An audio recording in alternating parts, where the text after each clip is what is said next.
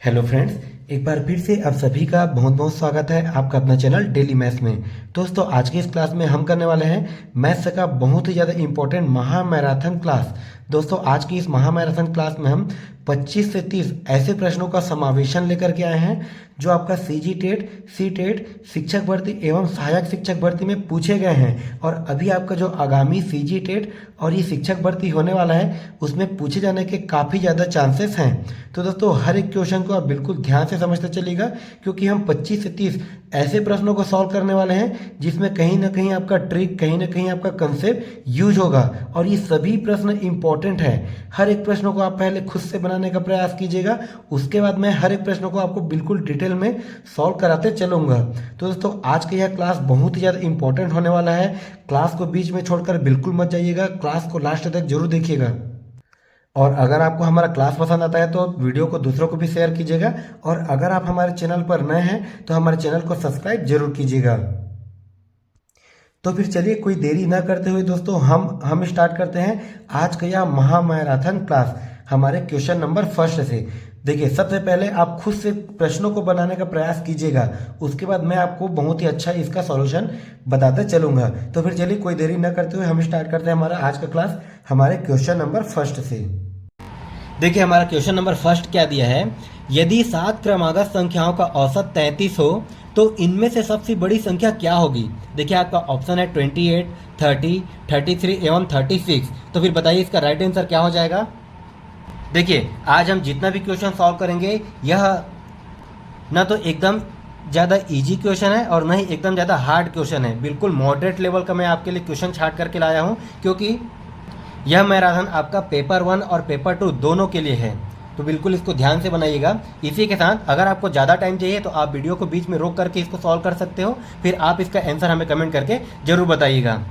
तो देखिए, चलिए इस क्वेश्चन को बनाते हैं। देखिए क्या दिया है। यदि 7 क्रमागत संख्याओं का औसत 33 हो तो इनमें से सबसे बड़ी संख्या क्या होगी। अब देखिए, जनरली हम इसको हम कैसे बनाते हैं। माना 7 क्रमागत संख्या, एक क्रमागत संख्या x है, दूसरा हम ले लेते हैं x + 1, तीसरा हम ले लेते हैं x + 2। इसी प्रकार से हम ये 7 क्रमागत संख्या लेते हैं। ठीक है, उसके बाद हम इन सभी का योग करते हैं। ठीक है, इन सभी का योग करते हैं, फिर इसका औसत हमें दिया गया होता है। ठीक है, तो इसमें आपको काफ़ी ज़्यादा टाइम लग सकता है। देखिए, हमें एग्ज़ाम में हमें टाइम भी बचाना होता है, खास करके मैथ्स पार्ट में आपको ज़्यादा से ज़्यादा टाइम बचाना होता है। तो देखिए दोस्तों, कई क्वेश्चन ऐसे होते हैं जो तो आपका बिल्कुल डायरेक्ट ऑप्शन से ही बनता है। ठीक है, अभी आगे आएगा, इसको मैं आपको बहुत ही अच्छे तरीके से बता दूंगा। कई क्वेश्चन ऐसे होते हैं जो आपका डायरेक्ट ऑप्शन से बनते हैं, कई क्वेश्चन ऐसे होते हैं जो आपका डायरेक्ट ट्रिक से बनता है। ठीक है, और कई क्वेश्चन आपका ऐसा होता है जिसमें काफ़ी ज़्यादा कैलकुलेशन होता है। तो इन सभी प्रकार के क्वेश्चन आज हम सॉल्व करेंगे। तो देखिए, इसमें क्या दिया है। यदि 7 क्रमागत संख्याओं का औसत 33 हो। ठीक है, देखिए हमने औसत वाले चैप्टर में आपको बहुत ही अच्छे तरीके से बताया था। जो भी औसत दिया रहता है, जो भी औसत दिया है, देखिए इसमें 7 क्रमागत संख्याओं का औसत कितना दिया है, वो हमें दिया दोस्तों 33। जो भी औसत दिया रहता है वो उन सभी संख्याओं के बीच का वैल्यू हो जाता है। ठीक है, मतलब ये 33 क्या होगा दोस्तों, ये होगा इन सभी संख्याओं के बीच का वैल्यू। ठीक है, ये 33 होगा टोटल 7 जो क्रमागत संख्या है उन सभी 7 संख्याओं के बीच का वैल्यू। अब यहाँ पर देखिए, ये तो हो जाएगा 33, ये तो हमारा होगा बीच का वैल्यू।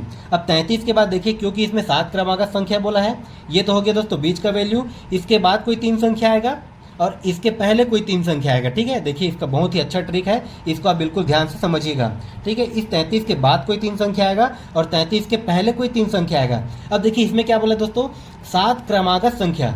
यहाँ पर एक चीज़ ध्यान दीजिएगा, कभी कभी हमें सम संख्या करके दे दिया रहता है, कभी कभी हमें विषम संख्या करके दे दिया रहता है। ठीक है, तो अगर सम संख्या दिया रहेगा तो इसके बाद हम जो भी संख्या देखेंगे उसको हम सिर्फ और सिर्फ सम संख्या देखेंगे। अगर हमें विषम संख्या दिया रहेगा तो इसके बाद या फिर पहले हम जो भी संख्या देंगे वो सिर्फ और सिर्फ विषम संख्या देखेंगे। ठीक है, चूंकि इसमें क्रमागत संख्या बोला है, आपका सम और विषम नहीं बोला है। ठीक है, तो क्रमागत संख्या में सभी संख्या आ जाता है। तो देखिए 33 के बाद जस्ट क्रमागत क्या हो जाएगा दोस्तों, ये हो जाएगा आपका 34, 34 के बाद हो जाएगा आपका 35, 35 के बाद हो जाएगा आपका 36। ठीक इसी प्रकार 33 से पहले क्रमागत संख्या क्या क्या हो जाएगा, ये हो जाएगा आपका 32, 32 से पहले हो जाएगा दोस्तों आपका 31, 31 से पहले हो जाएगा आपका 30। ठीक है, बिल्कुल डिटेल से, बिल्कुल ध्यान से समझिएगा। अब देखिए दोस्तों, हमें 7 क्रमागत संख्या मिल गया। वे संख्याएं कौन कौन सी हैं? तो पहला आपका 30, 31, 32, 33, 34, 35, 36। अब इनमें से आपको जो भी पूछा रहेगा क्वेश्चन में, देखिए इसमें क्या पूछा है, इनमें से सबसे बड़ी संख्या क्या होगी? तो यहाँ से हम बिल्कुल आसानी से निकाल लेते हैं। ठीक है, ये वाला जो 36 है, ये हमारा क्या हो जाएगा दोस्तों? ये है आपका सबसे बड़ी संख्या। ठीक इसी प्रकार अगर आपको पूछ दिया जाए कि सबसे छोटी संख्या कौन सी है, तो ये है हमारा 30। ठीक है, 30 क्या हो जाएगी दोस्तों? हमारा ये हो जाएगी हमारा सबसे छोटी संख्या। तो यहाँ पर देखिए इसका राइट आंसर कौन सा होगा? आपका ऑप्शन नंबर डी। ठीक है, ये है हमारा 36 सबसे बड़ी संख्या। तो बिल्कुल इसी प्रकार से आपको बनाना है। अगर आपको क्रमागत संख्या पूछा रहे, सम संख्या पूछा रहे या फिर विषम संख्या पूछा रहे, देखिए दोस्तों आज हम जो भी टॉपिक से क्वेश्चन सॉल्व करेंगे, अगर उसका आपको बिल्कुल डिटेल में बिल्कुल जीरो लेवल से आपको सीखना है, तो उसके लिए मैंने आपको सीजी टेट एवं शिक्षक भर्ती का मैथ्स क्लास का प्लेलिस्ट डिस्क्रिप्शन बॉक्स पर दे दिया हूँ। वहाँ से आप जा कर के सिलेबस वाइज मैथ्स की तैयारी बिल्कुल जीरो लेवल से कर सकते हो। क्योंकि यह आपका मैराथन के साथ साथ मॉक टेस्ट है, तो इसको हम एकदम डिटेल में ज़्यादा हम नहीं पढ़ेंगे। ठीक है, जहाँ पर ट्रिक का यूज होगा उसको हम डायरेक्ट ट्रिक लगा करके बनाते चलेंगे, नहीं तो आपका वीडियो काफ़ी ज़्यादा लंबा हो जाएगा। तो चलिए हम देखते हैं हमारा क्वेश्चन नंबर 2 क्या दिया है। देखिए क्वेश्चन नंबर 2 क्या है दोस्तों, ए, बी तथा सी का अनुपात 3:4:5 है और तीनों का योग 14,400 है, तो बी का हिस्सा क्या होगा? ठीक है, तो फिर चलिए वीडियो को रोक करके आप इसको बनाने का प्रयास कीजिएगा। इसका राइट आंसर क्या हो जाएगा हमें कमेंट कीजिए। तो देखिए दोस्तों इसमें दिया क्या है कि ए, बी तथा सी का अनुपात, ठीक है, ए, बी तथा सी का अनुपात हमें क्या दिया दोस्तों? यह हमें दिया है 3:4:5। ठीक है, ए, बी और सी का अनुपात हमें कितना कितना दिया है? 3:4:5। ठीक है, यहाँ पर देखिए ये दिया है इन तीनों का अनुपात। ठीक है, ये 3:4:5 ये आपका ए, बी और सी तीनों का अनुपात है। अगर मैं इसके अनुपातों का योग निकालूं तो ये कितना आ जाएगा दोस्तों? देखिए 4 3 7 और ये 7 और ये 5 कितना हो जाएगा? ये हो जाएगा हमारा 12। ये आ गया तीनों के अनुपातों का योग। अब उसके बाद देखिए क्या दिया दोस्तों? तीनों का योग। ठीक है, ए, बी तथा सी का योग कितना दिया है दोस्तों? ये हमें दिया है 14,400। ठीक है, बिल्कुल ध्यान से समझते चलिएगा, ये बहुत ही इंपॉर्टेंट ट्रिक है। देखिए यहाँ पर क्या दिया दोस्तों? तीनों का अनुपात हमें दिया 3:4:5। तीनों के अनुपातों का योग मैंने निकाल लिया 12। ठीक है, और इन तीनों का योग पहले से क्वेश्चन में दिया है दोस्तों, ये हमें दिया 14,400। अगर मैं एक संख्या का अनुपात निकालूं तो ये किस प्रकार से निकलेगा? तो ये 14,400 में अगर मैं 12 को भाग कर देता हूँ तो ये हमारा निकल जाएगा दोस्तों। देखिए अगर इसको मैं कटा देता हूँ तो ये कितना बार से कटेगा? देखिए ये हो जाएगा दोस्तों 12 एकम 12। ये भी ये आपका कितने बार में जाएगा दोस्तों? ये आपका जाएगा 12 बार में। यहाँ पर ये हो जाएगा आपका 2 बार 0। मतलब एक संख्या का अनुपात कितना निकल के आ गया दोस्तों? आपका ये निकल गया आपका 1200। ठीक है, ये निकल गया आपका एक संख्या का अनुपात। अब इसके बाद ध्यान दीजिएगा, आपको किसका हिस्सा पूछा है। देखिए क्वेश्चन में आपको किसका हिस्सा पूछा है? आपको पूछा है दोस्तों बी का हिस्सा। ठीक है, यहाँ पर क्या पूछा है दोस्तों? आपका बी का हिस्सा। अब देखिए जिसका भी आपको हिस्सा पूछा रहेगा उसके रेशियो से जो हमारा एक संख्या का अनुपात निकला रहेगा उससे हम गुणा कर देंगे। मतलब यहाँ पर देखिए बी का रेशियो क्या है दोस्तों? बी का रेशियो है आपका 4। यहाँ पर मैं कर दूंगा 4 गुणित 1200। ठीक है, मैं यहाँ पर कर दूंगा 4 गुणित 1200। इसको गुणा करने पर ये कितना आ जाएगा? 12 चौक ये हमारा हो जाएगा दोस्तों 48। ये हो जाएगा 12 चौक 4800। ये आ गया दोस्तों बी का हिस्सा। ठीक है, ये हो गया आपका आंसर। देखिए किसमें दिया है? आपका ऑप्शन नंबर बी में। अगर इसी क्वेश्चन में अगर आपको ए का हिस्सा पूछ दिया जाता, ठीक है, अगर हमें ए का हिस्सा पूछ दिया जाता तब के कंडीशन में देखिए ए का अनुपात कितना है? यहाँ पास है ए का अनुपात 3। ठीक है, ए का अनुपात है 3, तो मैं कर दूंगा दोस्तों 3 गुणित 1200। ठीक है, जो भी आपका आ जाएगा 12 तिया 36। ये आ गया दोस्तों आपका 12 तिया 36। ये हो गया आपका ए का हिस्सा। ठीक है, इसी प्रकार अगर मान लीजिए आपको सी का हिस्सा पूछ दिया जाता, ठीक है, तो यहाँ पर हम सी का हिस्सा कैसे निकालेंगे? तो देखिए सी का रेशियो क्या है दोस्तों? ये है आपका 5। ठीक है, गुणित में क्या हो जाएगा दोस्तों? आपका 1200। ये हो गया आपका 1200। तो ये कितना हो जाएगा दोस्तों? आपका 12 पंछे 60। ये कितना हो जाएगा? आपका 12 पंछे 60। ये आपका आ जाएगा दोस्तों सी का हिस्सा। तो आप इस ट्रिक को बिल्कुल ध्यान से याद रखिएगा। ठीक है, यहाँ से आपको कई सारे क्वेश्चन पूछे जा सकते हैं। तो चलिए देखते हैं हमारा अगला क्वेश्चन क्या दिया है। देखिए क्वेश्चन नंबर 3 क्या दिया है? किसी चतुर्भुज के चारों कोणों का अनुपात 2:4:6:8 है, तो सबसे छोटी कोण ज्ञात करें। ठीक है, जैसे अभी हमने क्वेश्चन नंबर 2 में देखा था, बिल्कुल उसी बेस पे ये हमारा क्वेश्चन बनेगा। तो फिर चलिए इसको ट्राई कीजिएगा। इसी के साथ दोस्तों आज हम जितना भी क्वेश्चन सॉल्व करेंगे, ये सभी क्वेश्चन आपका खास करके वर्ग 2 वालों के लिए तो बनना ही चाहिए, क्योंकि उनके क्वेश्चन का लेवल थोड़ा वर्ग 3 से थोड़ा सा ऊपर रहता है। ठीक है, तो वर्ग 2 वाले से तो बिल्कुल पूरा का पूरा क्वेश्चन बनना चाहिए। तो देखिए दोस्तों, ये भी आपका क्वेश्चन 2 के जैसा है। ठीक है, ये भी आपका क्वेश्चन 2 के जैसे। देखिए क्या दिया है, किसी चतुर्भुज के चारों कोणों का अनुपात। देखिए एक आपका ये चतुर्भुज है, मान लीजिए इस प्रकार से। अब इसके चारों कोणों का अनुपात हमें कितना दिया है दोस्तों, ये दिया है 2:4:6:8। ठीक है, यहाँ पर ये चारों कोणों का अनुपात हमें दिया गया है। अब यहाँ से देखिए, अगर मैं करता हूँ उनके अनुपातों का योग, ठीक है, तो ये कितना हो जाएगा, देखिए 8 2 10, 10 और ये 6 16, 16 और ये 4 कितना आ गया दोस्तों 20। ठीक है, मतलब चतुर्भुज के चारों कोणों के अनुपातों का योग कितना हो जाएगा दोस्तों, ये हो जाएगा 20। अब यहाँ पर देखिए हमें टोटल दिया है, क्या टोटल वैल्यू नहीं दिया है। ठीक है, लेकिन इसका टोटल वैल्यू हम कैसे निकालेंगे दोस्तों, देखिए इसमें क्या दिया है, चतुर्भुज, और चतुर्भुज के चारों कोणों का योग कितना होता है, ये होता है हमारा 360 अंश।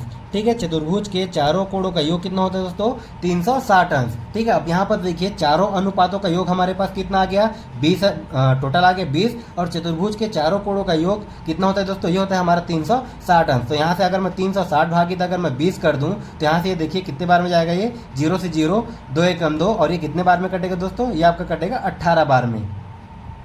ये आपका निकल गया दोस्तों एक अनुपात का मान। अब देखिए इसमें क्या चीज पूछा है, सबसे छोटी कोण ज्ञात करें। ठीक है, तो देखिए सबसे छोटी कोण का रेशियो क्या है दोस्तों, ये हो जाएगा आपका 2।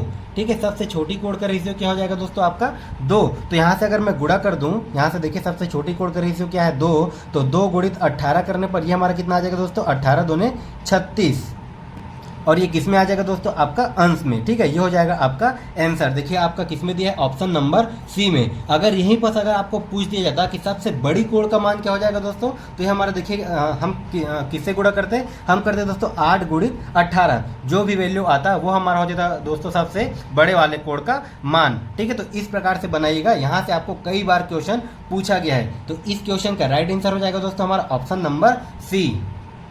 देखिए हमारा अगला क्वेश्चन क्या दिया है, क्वेश्चन नंबर 4, ए और बी किसी काम को 16 दिन में करते हैं, बी और सी उसी काम को 24 दिन में करते हैं, और तीनों मिलकर उस काम को 12 दिन में करते हैं, तो ए और सी मिलकर उस काम को कितने दिन में करेंगे। बहुत ही इंपॉर्टेंट प्रश्न है और बहुत ही आसान सा प्रश्न है, बिल्कुल ध्यान से बनाइएगा। तो फिर इसका राइट आंसर हमें कमेंट कीजिए क्या हो जाएगा। इसी के साथ दोस्तों हमने मैथ्स का और साइंस का महामैराथन क्लास ऑलरेडी और कंप्लीट करा दिया है, जिसका भी लिंक आपको डिस्क्रिप्शन बॉक्स पर दे दिया जाएगा, तो आप वहां से भी जाकर के तैयारी कर सकते हो। उसमें भी आपको कई सारे इंपॉर्टेंट प्रश्न देखने को मिलेंगे जो आपका सीजी टेट और शिक्षक भर्ती में पूछे गए हैं। अब देखिए दोस्तों इसको हम कैसे बनाएंगे, बिल्कुल ध्यान से समझिएगा। देखिए इसमें क्या दिया है, ए और बी किसी काम को 16 दिन में करते हैं। ठीक है, ए और बी कहने का मतलब दोस्तों ए और बी एक साथ मिल करके उस काम को कर रहे हैं। ठीक है, ए और बी एक साथ मिल करके उस काम को कर रहे हैं, और उस काम को कितने दिन में कर रहे हैं, 16 दिन में। ठीक उसी प्रकार बी और सी उसी काम को 24 दिन में करते हैं। ठीक है, काम तो हमारा सेम रहेगा, और देखिए उस काम को बी और सी मिल करके कर रहे हैं, उस काम को दोस्तों बी और सी मिल करके कर रहे हैं, और कितने दिन में कर रहे हैं, ये कर रहे हैं 24 दिन में। ठीक इसी प्रकार यहाँ पर देखिए और क्या दिया है, तीनों मिलकर उस काम को 12 दिन में करते हैं। ठीक है, मतलब यहाँ पर ए भी मिल गया, बी भी मिल गया और सी भी मिल गया, तीनों अगर मिल गए तो उस काम को करने में कितने दिन लग जाते हैं, ये हमारा लग जाएगा दोस्तों 12 दिन। तो यहाँ पर देखिए कभी भी अगर आपको इस प्रकार से प्रश्न पूछा जाए, तो यहाँ पर हम क्या करते हैं दोस्तों, यहाँ पर हम सभी का टोटल कैपेसिटी निकालते हैं, और टोटल कैपेसिटी निकालने के लिए हम क्या करते हैं, इसका निकालते हैं दोस्तों एलसीएम। तो आपका 16, 24 और 12 के एलसीएम क्या आ जाएगा, ये आ जाएगा दोस्तों आपका 48। ठीक है, देखिए कई सारे बच्चे ऐसे होते हैं जिससे बहुत ही फास्ट तरीके से ऐसा क्वेश्चन बन जाते हैं, लेकिन कई सारे बच्चे ऐसे भी होते हैं जिसको समझने में कठिनाई होती है। तो मुझे सभी बच्चों को लेकर के चलना है, इसीलिए मैं हर क्वेश्चन को आपको बिल्कुल बेसिक से बिल्कुल आराम से सॉल्व करके बताऊंगा, ताकि हमारे सभी भाई बहनों को बहुत ही अच्छे तरीके से समझ में आ जाए। तो इसके लिए आपको थोड़ा सा लेट हो सकता है। अब यहाँ पर देखिए दोस्तों, इन सभी का कॉमन क्या निकल गया आपका 48। अब यहाँ पर हम क्या करते हैं, हम एक दिन का कैपेसिटी निकालते हैं। ठीक है, हम निकालते हैं दोस्तों एक दिन का, मतलब ए और बी जो है एक दिन काम करेंगे, तो इन दोनों का एक दिन का कैपेसिटी क्या हो जाएगा दोस्तों, ये हो जाएगा आपका देखिए 48 में अगर मैं 16 को भाग कर दूं तो ये हमारा कितने बार में जाएगा दोस्तों, ये जाएगा आपका 3 बार में, 16 या 48। ठीक उसी प्रकार बी और सी का एक दिन का कैपेसिटी निकालो तो ये कितने बार में जाएगा दोस्तों, आपका 2 बार में। ठीक है, ये आपको हो जाएगा 24 दूने 48। ठीक इसी प्रकार ए बी और सी तीनों का अगर मैं एक दिन का कैपेसिटी निकालूं तो ये कितने बार में जाएगा दोस्तों, आपका 12 चौक 48। ठीक है, ये निकल गया आपका ए और बी का एक दिन का कैपेसिटी 3, बी और सी का एक दिन का कैपेसिटी 2, ए बी और सी का एक दिन का कैपेसिटी 4। ठीक है, यहाँ तक तो आपका बिल्कुल बेसिक है। ठीक है, यहाँ तक को अगर आपको कभी भी कार्य और समय से क्वेश्चन पूछा जाए तो यहाँ तक तो आपको सभी प्रश्न में करना ही करना है। इसके बाद हमारा असली काम चालू होता है। अब देखिए क्वेश्चन में क्या बोला है, यहाँ से देखिए तो ए और सी मिलकर उस काम को कितने दिन में करेंगे। ठीक है, यहाँ पर मतलब ये जो ए है और ये सी है, ये दोनों अगर मिल करके काम करेंगे तो ये जो टोटल काम है इसको करने में कितना दिन लगेगा, ये हमें पूछ रहा है। तो यहाँ से देखिए हमें ए और सी का अगर हमें दोनों का कैपेसिटी निकालना है तो पहले हमें ए का और सी का दोनों का अलग अलग कैपेसिटी निकालना पड़ेगा। तो इसको हम कैसे निकालेंगे, तो यहाँ से बिल्कुल ध्यान से समझिएगा। यहाँ से देखिए ए प्लस बी प्लस सी, ठीक है, अगर मैं इस a प्लस बी प्लस सी से अगर मैं a प्लस बी को माइनस कर दूं तो यहाँ से देखिए a प्लस बी, यहाँ से a, यहाँ से a, ये वाला b आपका कैंसिल हो जाएगा। मतलब आपके पास कितना बच जाएगा दोस्तों, आपके पास बच जाएगा केवल और केवल c। ठीक है, तो यहाँ से देखिए इसका capacity a plus B plus C का कैपेसिटी क्या है 4। ठीक है, यहाँ पर क्या है दोस्तों, इसका कैपेसिटी 4, माइनस में क्या हो जाएगा दोस्तों, आपका a प्लस बी का कैपेसिटी 3। ठीक है, चूंकि इसका हमने राइट साइड को माइनस किया है तो इसके हमें इसके लेफ्ट साइड को भी माइनस करना पड़ेगा। तो यहाँ से देखिए हमारे पास c का कैपेसिटी क्या निकल के आ गया दोस्तों, c का कैपेसिटी आपका 4 माइनस 3, मतलब ये कितना निकल गया आपका 1। ठीक है, c का कैपेसिटी आपका कितना निकल गया 1। ठीक इसी प्रकार से अगर मैं b का कैपेसिटी निकालूं, बी नहीं ए का, तो यहाँ से देखिए a प्लस बी प्लस सी। ठीक है, यहाँ से देखिए a प्लस बी प्लस सी में अगर मैं b प्लस सी को माइनस कर दूं तो हमारे पास केवल और केवल a का कैपेसिटी बच जाएगा। ठीक है, यहाँ पर अगर मैं a प्लस बी प्लस सी में अगर मैं b प्लस सी को माइनस कर दूं तो हमारे पास केवल और केवल a का कैपेसिटी बच जाएगा। तो यहाँ से देखिए a का कैपेसिटी कैसे बचेगा, इसको मैं यहाँ से निकालता हूँ। a बराबर कितना हो जाएगा दोस्तों, यहाँ से यहाँ देखिए a plus B plus C का मान कितना है 4, माइनस बी प्लस सी का मान क्या है दोस्तों 2। ठीक है, तो यहाँ पर a का कैपेसिटी कितना निकल के आ जाएगा दोस्तों, ये हमारे पास 4 माइनस 2, मतलब ये कितना आ जाएगा दोस्तों आपका 2। अब देखिए ये यहाँ से हमें c का भी कैपेसिटी मिल गया 1, a का भी कैपेसिटी मिल गया 2, और क्वेश्चन में हमें यही पूछा गया है a और c को मिला दिया जाए। ठीक है, अगर मैं a और c को अगर मैं मिला दूँ तो इन दोनों का टोटल कैपेसिटी क्या हो जाएगा, देखिए इसको मैं थोड़ा सा साइड में बना लेता हूँ। ठीक है, a प्लस सी को अगर मैं मिला दूँ तो ये कितना हो जाएगा दोस्तों, ये हो जाएगा आपका देखिए a प्लस सी बराबर कितना हो जाएगा 2 और 1 3। ठीक है, a प्लस सी का कैपेसिटी क्या हो जाएगा कितना हो जाएगा दोस्तों आपका 3। टोटल कैपेसिटी हमारे पास कितना है 48। ठीक है, हमें निकालना है a प्लस सी का कैपेसिटी, तो a प्लस सी का कैपेसिटी कितना है दोस्तों आपका 3। तो 48 भागित अगर मैं 3 कर दूं तो ये कितना बार में जाएगा, देखिए 3 एकम 3, ये भी आपका दोस्तों 3 एकम 3, यहाँ पर ये कितना हो जाएगा 3 छक्के 18, मतलब 16 या 48, मतलब कितना दिन लग जाएंगे दोस्तों उसी काम को अगर ए और सी करते हैं तो उनको लग जाएंगे दोस्तों आपका 16 दिन। ठीक है, यही हो जाएगा आपका आंसर। देखिए किसमें दिया है आपका ऑप्शन नंबर डी में। बिल्कुल इसी प्रकार से प्रश्न पूछे जाएंगे, बिल्कुल ध्यान से बनाइएगा, बहुत ही आसान है। अगर आपका प्रैक्टिस अच्छा है तो आप ऐसे क्वेश्चन को विद इन सेकेंड बना सकते हो। तो चलिए हम देखते हैं हमारा अगला क्वेश्चन क्या दिया है।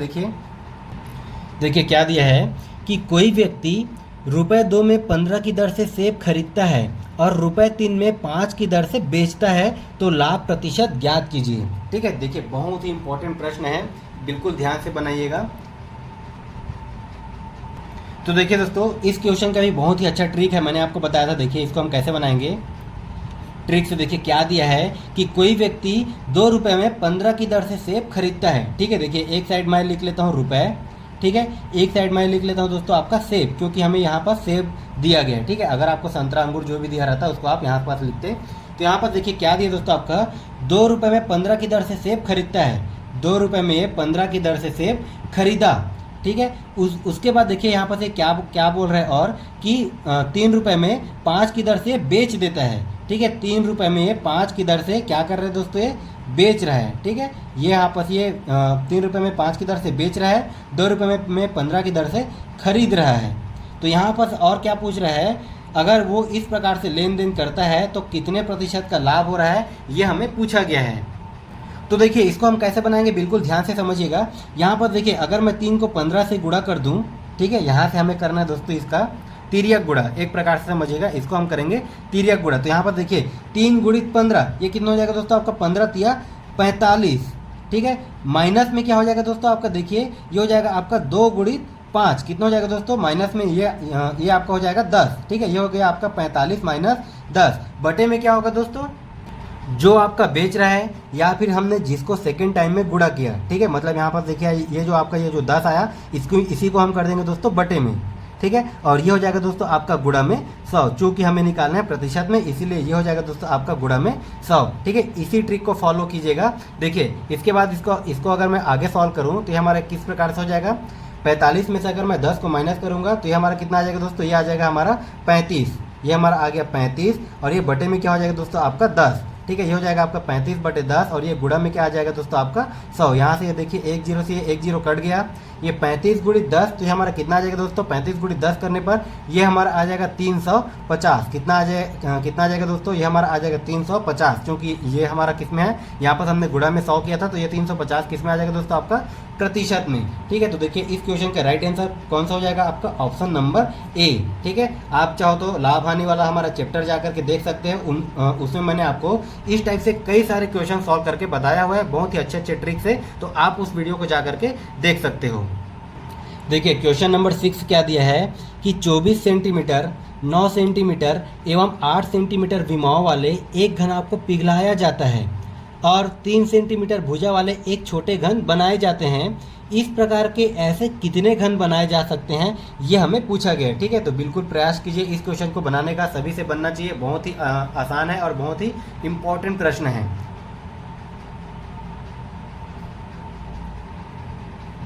देखिए इस क्वेश्चन को हम कैसे बनाएंगे, देखिए आपको क्या दिया है कि 24 सेंटीमीटर 9 सेंटीमीटर एवं 8 सेंटीमीटर विमा वाले एक घन आपको पिघलाया जाता है, ठीक है। देखिए कभी भी अगर हमें घन को बोल दिया जाए या फिर घनाभ को बोल दिया जाए, उसको अगर हमें पिघला के उसके शेप एंड साइज में अगर हमें चेंजेस करना है तो सबसे ज़्यादा उसमें परिवर्तन किस में आएगा दोस्तों, हम सिर्फ और सिर्फ किस में कंपेरिजन करेंगे, हम करेंगे उसके वॉल्यूम से, ठीक है। अब देखिए वॉल्यूम से ही कंपेरिजन क्यों करते हैं, ये भी मैंने आपको क्षेत्रफल वाले क्षेत्रमिति वाले में चैप्टर में बहुत ही अच्छे तरीके से बता दिया है।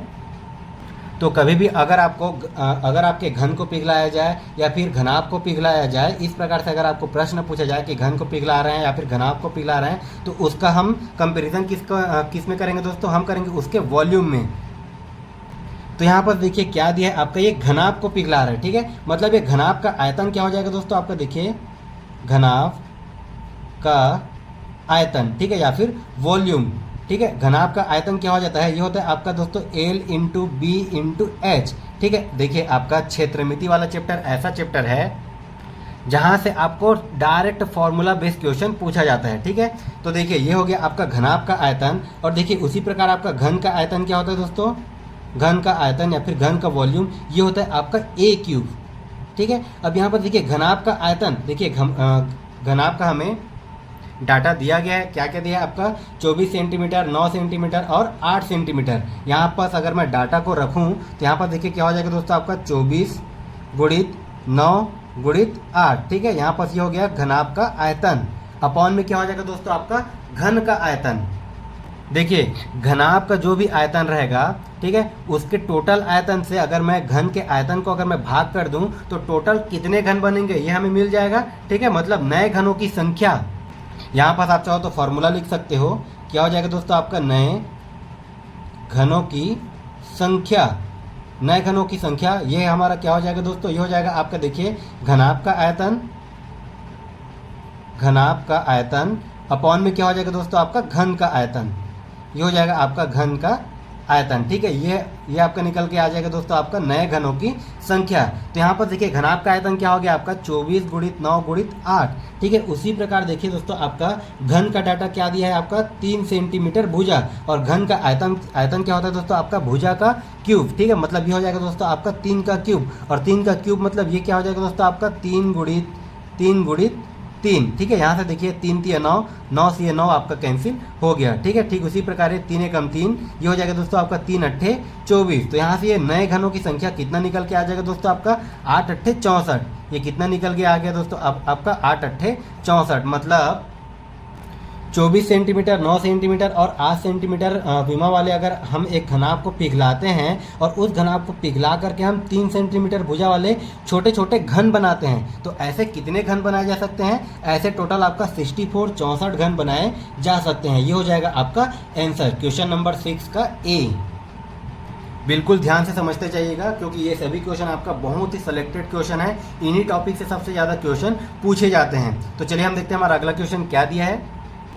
देखिए क्वेश्चन नंबर 7 क्या दिया है कि एक बल्लेबाज 19वीं पारी में 78 रन बनाता है और उसका औसत रन संख्या 2 कम हो जाता है, तो 19वीं पारी के बाद औसत रन क्या होगा, ये हमें पूछा गया है। देखिए ये भी आपका बहुत ही इंपॉर्टेंट प्रश्न है, इसका भी ट्रिक हमने बहुत ही अच्छे तरीके से समझाया हुआ है। तो फिर आप प्रयास कीजिए इस क्वेश्चन को बनाने का और इसका आंसर हमें कमेंट भी कीजिए।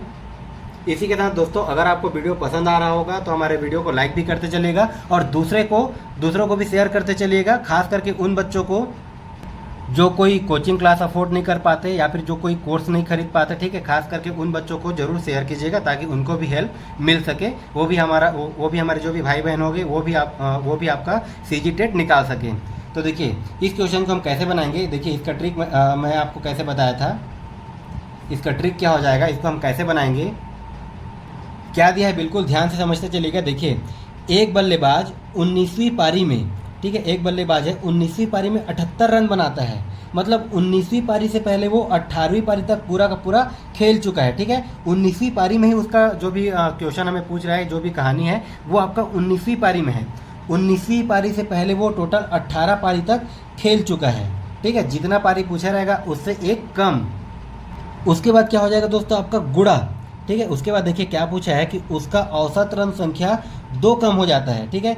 जो भी आपका औसत जो भी कम होगा या फिर बढ़ेगा उसको हम कर देंगे यहाँ पर गुणा, तो ये हो जाएगा दोस्तों आपका गुणा में 2।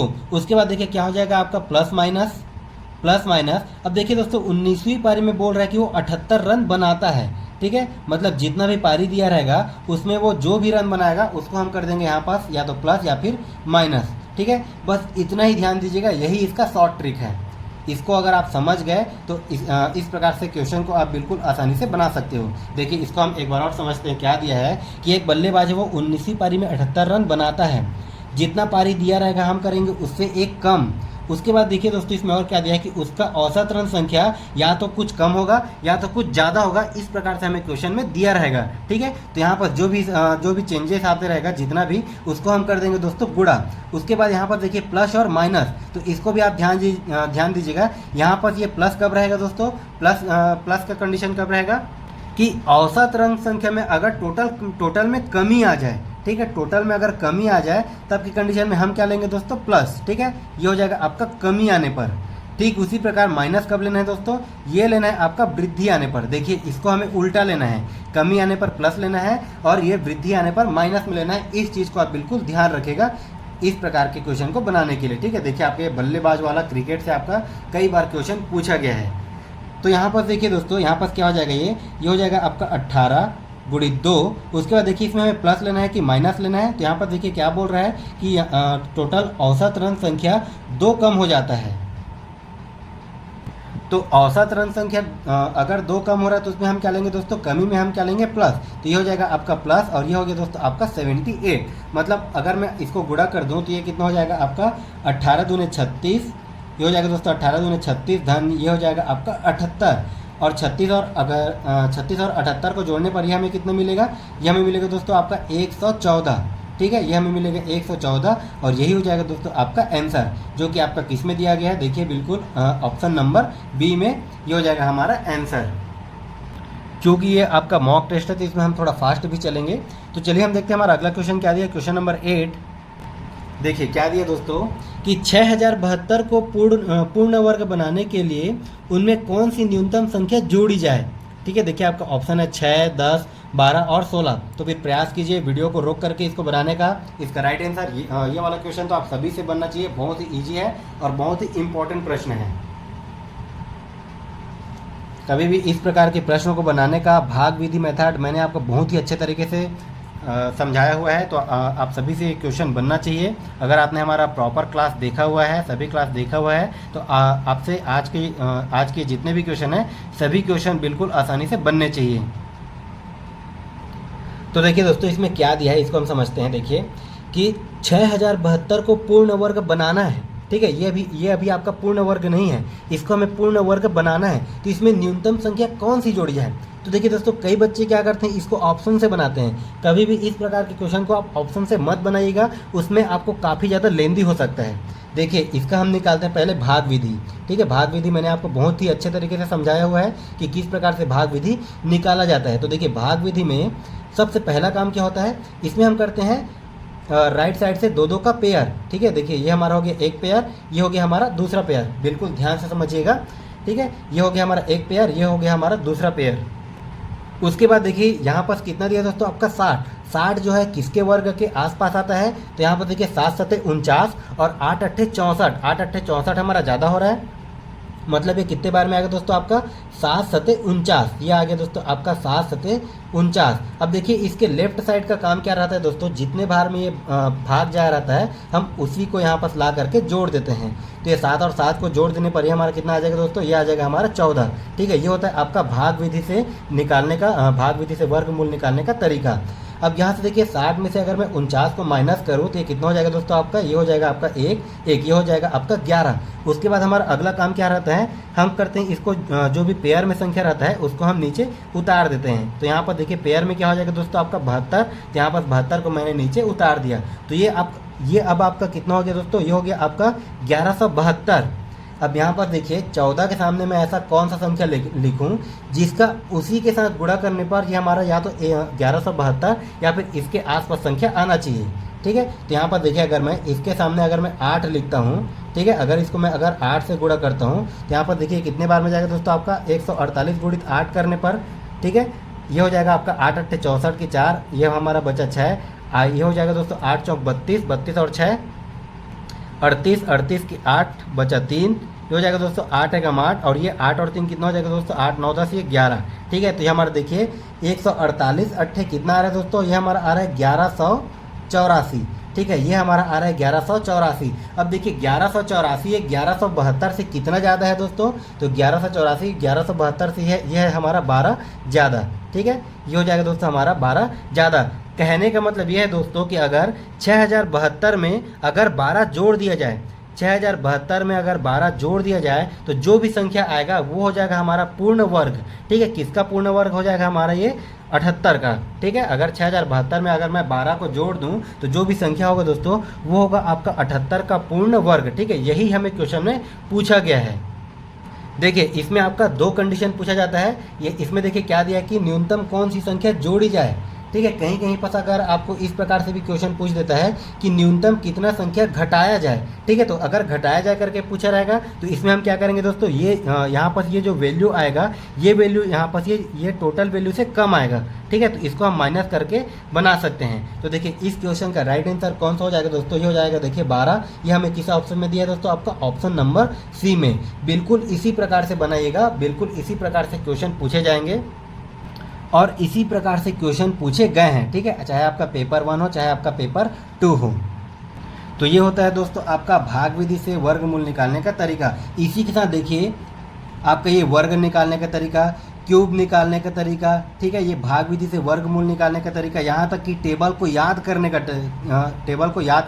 तरीका, ठीक है। चाहे आप चाहो तो 2 से लेके 99 तक आपको टेबल को याद नहीं करना पड़ेगा, आप उसको चुटकियों में निकाल सकते हो, ठीक है। इन सभी का ट्रिक बहुत ही अच्छे तरीके से मैंने आपको समझा दिया है, तो आप उन सभी वीडियो को देख सकते हो, वहाँ से आपको काफ़ी हेल्पफुल होने वाला है। तो चलिए हम देखते हैं हमारा अगला क्वेश्चन क्या दिया है आज का।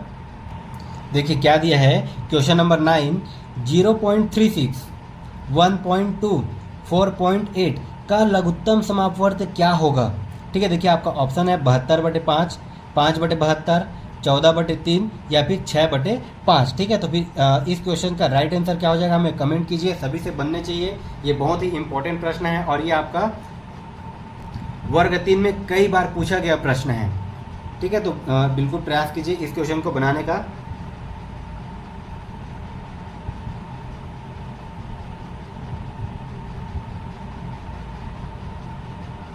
बिल्कुल इसी पैटर्न में आपको क्वेश्चन देखने को मिलेंगे, चाहे आपका सीजी टेट हो या फिर आपका शिक्षक भर्ती हो, ठीक है। और देखिए दोस्तों, अभी कई सारे बच्चे जो है एडमिट कार्ड को लेकर काफ़ी परेशान हो रहे हैं। तो देखिए, अगर आपने फॉर्म फिलअप किया है सीजी टेट का, अगर आपने फॉर्म फिलअप किया है तो आपका 110% एडमिट कार्ड आएगा। तो उसको लेकर के आप परेशान मत होइए, बस आप पढ़ाई पर फोकस कीजिएगा, आपका एडमिट कार्ड आएगा, ठीक है। अभी थोड़ा सर्वर प्रॉब्लम चल रहा है तो उससे थोड़ा सा लेट हो सकता है। तो देखिए, इस क्वेश्चन को हम कैसे बनाएंगे दोस्तों, यहाँ पर देखिए, पहले देखिए, अगर आपको कभी भी दशमलव वाले संख्याओं का लघुत्तम निकालने के लिए बोल दिया जाए तो उसको हम कैसे निकालेंगे। तो इसको हम पहले कन्वर्ट करेंगे दोस्तों भिन्न के रूप में, ठीक है। या तो हम दशमलव को हटाने का प्रयास करेंगे या तो हम इसको कन्वर्ट करेंगे दोस्तों भिन्न के रूप में। तो यहाँ पर देखिए क्या दिया है, 0.36। अब 0.36 को मैं और किस प्रकार से लिख सकता हूँ, इसको मैं लिख सकता हूँ दोस्तों, ये हो जाएगा, देखिए आपका ये हो जाएगा आपका 36 बटे में, ये आपका क्या हो जाएगा, देखिए ये हो जाएगा दशमलव की जगह में 1, उसके बाद जितना संख्या रहता है उतने बार हम क्या कर देते हैं दोस्तों 0, मतलब 0.36 को मैं लिख सकता हूँ दोस्तों 36/100। ठीक उसी प्रकार 1.2 को मैं और किस प्रकार से लिख सकता हूँ, इसको मैं लिख सकता हूँ दोस्तों 12/10। ठीक इसी प्रकार 4.8 को मैं क्या लिख सकता हूँ, इसको मैं लिख सकता हूँ 48/10। ठीक है। अब यहाँ पर देखिए जो अगर कटेगा उसको मैं कटा देता हूँ। यहाँ से देखिए कितने बार में कटेगा, ये आपका देखिए ये हो जाएगा दोस्तों 18 दूने 36, ये कितने बार में जाएगा दोस्तों, तो अगर 2 से कटाऊँ तो 50 बार में। ठीक उसी प्रकार ये 2 या 18 और ये कितने बार में जाएगा दोस्तों आपका 25 बार में, मतलब 36/100। 36/100 को मैं और किस प्रकार से लिख सकता हूँ, इसको मैं लिख सकता हूँ दोस्तों आपका 9/25। ठीक है, हमें सरलतल रूप में ही लाना है। अब उसके बाद देखिए 12/10 को अगर मैं कटा दूँ तो ये कितने बार में जाएगा आपका, ये हो जाएगा 2 छक्के 12, ये हो जाएगा दोस्तों आपका 2 पंछे 10। ठीक इसी प्रकार से 48/10 को अगर मैं कटा दूं तो ये भी आपका कितने बार में जाएगा, देखिए ये हो जाएगा दोस्तों आपका 2 दूने 4, ये हो जाएगा 2 चौक 8, ये हो गया आपका 24। नीचे में क्या हो जाएगा दोस्तों आपका 2 पंछे 10। ठीक है, यहाँ पर देखिए जो भी पहले हमने दशमलव को हटाकर उसको हमने भिन्न के रूप में लाया, भिन्न को हमने सरल किया। अब यहाँ पर देखिए ये तो हमें मिल गया दोस्तों भिन्न के रूप में। ठीक है, अब हमें निकालना है यही जो भिन्न मिला हमें 9/25, 6/5, 24/5। अब हमें इसका लघुत्तम समापवर्त निकालना है। तो यहाँ पर देखिए एक चीज़ हम समझ लेते हैं दोस्तों, भिन्नों का लघुत्तम हम कैसे निकालते हैं। ठीक है, भिन्नों का एलसीएम, ठीक है, या फिर लघुत्तम समापवर्त, ये हम कैसे निकालेंगे। तो कभी भी अगर आपको भिन्नों का एलसीएम पूछ दिया जाए तो इसका फॉर्मूला आप याद रखिएगा। देखिए भिन्नों का एलसीएम, अब भिन्न में क्या होता है दोस्तों, एक होता है आपका अंश। ठीक है, ऊपर वाले को बोला जाता है दोस्तों आपका अंश, नीचे वाले को बोला जाता है आपका हर। ठीक है, ये तो आप सभी को पता ही होगा, ऊपर वाले को बोला जाता है अंश, नीचे वाले को बोला जाता है दोस्तों हर। अब देखिए भिन्नों का एलसीएम, ठीक है, अगर हमें एलसीएम पूछा जाए तो हम निकालेंगे दोस्तों अंश का एलसीएम। ठीक है, हम निकालेंगे अंश का एलसीएम, इसको आप बिल्कुल ध्यान रखिएगा। अगर हम अंश का एलसीएम निकाल रहे हैं तो हर का उसका जस्ट ऑपोजिट हो जाएगा, मतलब ये क्या हो जाएगा दोस्तों आपका हर का एचसीएफ। ठीक है, ये हो जाएगा दोस्तों हर का एचसीएफ। ये हो गया दोस्तों आपका भिन्नों का एलसीएम निकालने का सूत्र। इसी प्रकार से अगर आपको पूछ दिया जाए कि भिन्नों का एचसीएफ, ठीक है, हाईएस्ट कॉमन फैक्टर, अगर हमें भिन्नों का एचसीएफ निकालने के लिए पूछ दिया जाए तो इसका फॉर्मूला को हम कैसे याद रखेंगे। देखिए एक होता है दोस्तों आपका अंश, ठीक है, एक होता है आपका अंश और एक हो जाता है आपका हर।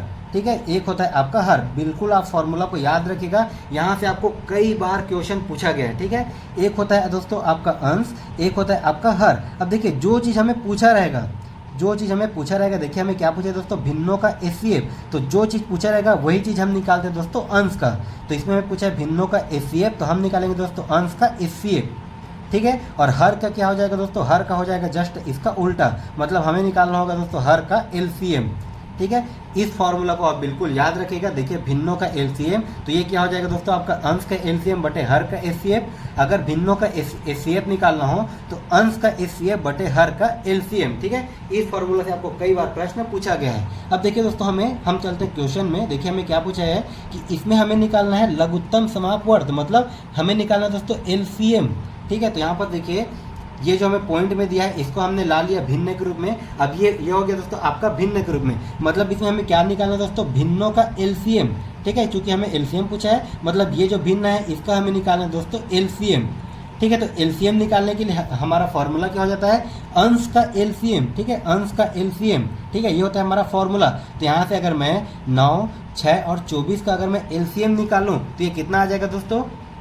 तो इन तीनों का एलसीएम देखिए, एलसीएम हम कैसे निकालेंगे, ये हो जाएगा आपका देखिए 24 की अगर मैं 72 लेता हूँ तो ये 72 जो है 9 के पहाड़े में भी आएगा, ठीक है, आपका 9 8 72 और ये 12 छक्का 72 ये आपका 6 के पहाड़े में भी आएगा। तो इन तीनों का एलसीएम क्या हो गया दोस्तों, 72, ठीक है। चूँकि हमने ऊपर का एलसीएम निकाला है तो नीचे का हमें निकालना होगा एचसीएफ, ठीक है। यहाँ पर देखिए हर का एचसीएफ, तो यहाँ पर अगर 25, 5 और 5 का अगर मैं एचसीएफ निकालूं तो यहाँ से 25, 5 और 5 में क्या कॉमन आ जाएगा दोस्तों, यहाँ से आ जाएगा हमारा 5 कॉमन, ठीक है। ये हो गया हमारा आंसर, ठीक है, ये हो गया हमारा आंसर। यह आपका क्या आ गया दोस्तों, आपका 72/5, जो कि आपका ऑप्शन किस में दिया है, आपका ऑप्शन नंबर ए में। बिल्कुल इसी प्रकार से बनाइएगा, इस फॉर्मूला को याद रखिएगा, ठीक है। देखिए यहाँ पर हम सिर्फ और सिर्फ एक प्रश्न सॉल्व नहीं कर रहे हैं, ठीक है, इसी एक प्रश्न की हेल्प से हम कई सारे प्रश्नों को सॉल्व कर रहे हैं, ठीक है। बस आप इन सभी फॉर्मूला को, जो भी आज के इस क्लास में मैं आपको जो भी कंसेप्ट बताऊंगा, जो भी ट्रिक बताऊंगा, चाहे जो भी फॉर्मूला बताऊंगा, इन सभी फॉर्मूला को आप बिल्कुल ध्यान से नोट करके रखिएगा, क्योंकि यहाँ से आप कई सारे प्रश्न बना सकते हो। तो ये हो गया दोस्तों आपका भिन्नों का एलसीएम, ये हो गया आपका भिन्नों का एचसीएफ। तो चलिए इस क्वेश्चन का राइट आंसर हो जाएगा हमारा ऑप्शन नंबर ए। चलिए हम देखते हैं हमारा अगला क्वेश्चन। देखिए क्या दिया है, दो संख्याएं ए तथा बी का औसत 20 है, बी तथा सी का औसत 19 है और सी तथा ए का औसत 21 है, तो ए का मान कितना होगा, ये हमें पूछा गया है, ठीक है। बहुत ही इंपॉर्टेंट प्रश्न है, तो फिर प्रयास कीजिए इस क्वेश्चन को बनाने का और इस क्वेश्चन का आंसर हमें कमेंट भी कीजिए। साथ ही दोस्तों आप वीडियो को दूसरों को भी शेयर करते जाइए। तो चलिए देखिए यहाँ पर क्या दिया है कि दो संख्याएं ए तथा बी का औसत 20 है, ठीक है। देखिए इस क्वेश्चन को बनाने के से पहले मैं आपको थोड़ा सा हिंट बताना चाहूँगा कि मान लीजिए कोई भी दो संख्या है, मान लीजिए ए और बी है, ठीक है, ए और बी, इसका औसत क्या हो जाएगा दोस्तों, ए और बी का अगर मैं औसत निकालूं तो ये किस प्रकार से हो जाएगा, प्रेक्षणों का योग मतलब ए धन बी बटे प्रेक्षणों की संख्या, मतलब यहाँ पर ये कितना प्रेक्षण है, यहाँ पर से हमारे ये 2, ठीक है। मतलब ए और बी का अगर मैं औसत निकालूं तो इसको हम कैसे निकालते हैं, ए प्लस बी बटे में 2, ठीक है। और देखिए इसका औसत मान लीजिए कुछ भी दिया है, मान लीजिए यहाँ पर 5 दिया है, तो यहाँ पास ए प्लस बी मतलब ए और बी का योग, ठीक है। याद रखिएगा औसत और योग अलग अलग होता है, ठीक है, इसमें आप कंफ्यूज मत होइएगा, ठीक है। ये हो जाता है आपका ए धन बी बटे 2, ये होता है दोस्तों आपका औसत, ठीक है। अगर ए प्लस बी अगर खाली बोलूँ तो ये होता है आपका योग, ठीक है। अगर यहाँ से अगर मैं ए और बी का योग निकालूँ तो ये किस प्रकार से हो जाएगा दोस्तों, ये होगा आपका 2 गुणित 5, 2 को इधर मैं ट्रांसफर कर दूंगा तो ये हो जाएगा दोस्तों आपका 5 दूने 10, ठीक है। ये होता है आपका योग, ठीक है, ये होता है आपका औसत। अब हम चलते हैं क्वेश्चन में, ठीक है। अगर आपको हिंट समझ में आ गया होगा तो आप क्वेश्चन को भी समझ सकते हो। अब देखिए हम चलते हैं क्वेश्चन में कि देखिए क्या दिया दोस्तों कि दो संख्याएं ए तथा बी का औसत है, ठीक है, ए तथा बी का औसत। देखिए यहाँ पर ए और बी का अगर औसत है, यहाँ पर जो भी है, तो यहाँ पर हम क्या करते हैं, इसका योग निकालने के लिए यहाँ पर ये बटे में 2 है, इसको हम डायरेक्ट कर देते हैं दोस्तों इसके साथ गुणा, ठीक है। मतलब ए और बी का योग क्या निकल के आ जाएगा दोस्तों, ए और बी का योग मतलब ए धन बी बराबर ये हमारा क्या हो जाएगा, देखिए ए धन बी के बटे में 2 होता, बराबर में 20 होता, मतलब यहाँ पर ये 2 और 20 का गुणा होता, मतलब ये हमारा डायरेक्ट एक स्टेप अगर मैं डायरेक्ट लिखूँ तो इसको मैं किस प्रकार से लिख सकता हूँ, ए और बी का योग, ए और बी का योग कितना हो जाएगा दोस्तों, ये हो जाएगा हमारा 40, ठीक है। बिल्कुल ध्यान से समझते चलिएगा। ठीक उसी प्रकार बी तथा सी का योग मतलब बी तथा सी का औसत अगर 19 दिया गया है तो बी तथा सी का योग अगर मैं निकालूं तो ये हमारा किस प्रकार से निकल जाएगा दोस्तों, 19 गुणित 2 मतलब 19 2 ने ये हमारा कितना निकल के आ जाएगा दोस्तों 38। ठीक इसी प्रकार सी तथा ए का औसत, ठीक है, ये हमें दिया है दोस्तों 21, मतलब सी तथा ए का अगर मैं योग निकालूं तो ये हमारा कितना हो जाएगा 21 दूने 42, ये हमारा कितना आ जाएगा दोस्तों 21 दूने 42, ठीक है। ये हमारा निकल गया ए और बी का योग, ये हमारा निकल गया बी और सी का योग, ये हमारा निकल गया दोस्तों सी तथा ए का योग।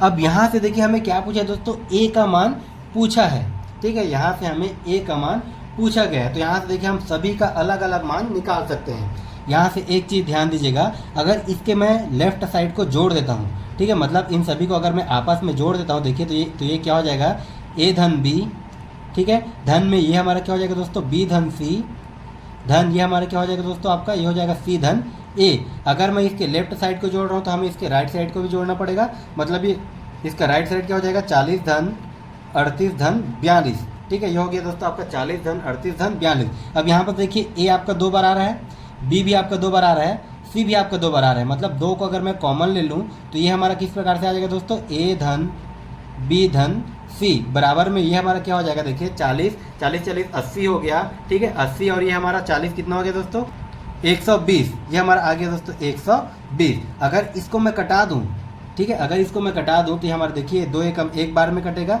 ये कितने बार में जाएगा दोस्तों, हमारे 2 छक्के 12 और ये 0, मतलब ए धन बी धन सी, ठीक है। ए धन बी धन सी का वैल्यू हमारा कितना मिल गया दोस्तों, ये हमें मिल गया 60। ए धन बी धन सी का वैल्यू हमें कितना मिल गया, 60।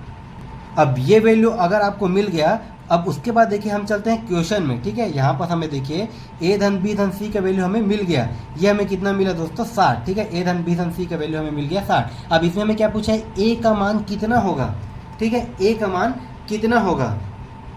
तो यहाँ से देखिए दोस्तों बी धन सी का मान हमें दिया गया है 38, ठीक है। अगर यहाँ से मैं ये बी धन सी के जगह में अगर मैं 38 रख दूँ, ठीक है, बी धन सी के जगह में अगर मैं 38 रख दूं तो मुझे मिल जाएगा ए का मान। तो यहाँ पर देखिए इसी इक्वेशन में अगर मैं रखूं ए धन बी धन सी का मान क्या है दोस्तों, 38, बी धन सी का मान क्या है 38, बराबर में इन सभी का योग कितना था दोस्तों, 60, ठीक है। यहाँ पर हमने बी और सी का मान रख दिया, तो यहाँ से देखिए ए बराबर क्या हो जाएगा दोस्तों, ए बराबर हो जाएगा आपका 60 माइनस 38। 38 को हम इधर ट्रांसफर करेंगे तो ये हो जाएगा आपका 60 माइनस 38, और 60 में से अगर मैं 38 को घटाऊंगा तो ये हमारा कितना आ जाएगा दोस्तों, ये हमारा आ जाएगा 22, ठीक है। और यही क्या हो जाएगा दोस्तों, हमारा आंसर, ठीक है, ये हो जाएगा हमारा आंसर। देखिए आपको समझाने के लिए बस इतना टाइम लगा, आप इसको विद इन सेकेंड बना सकते हो अगर आपका प्रैक्टिस अच्छा है तो, ठीक है।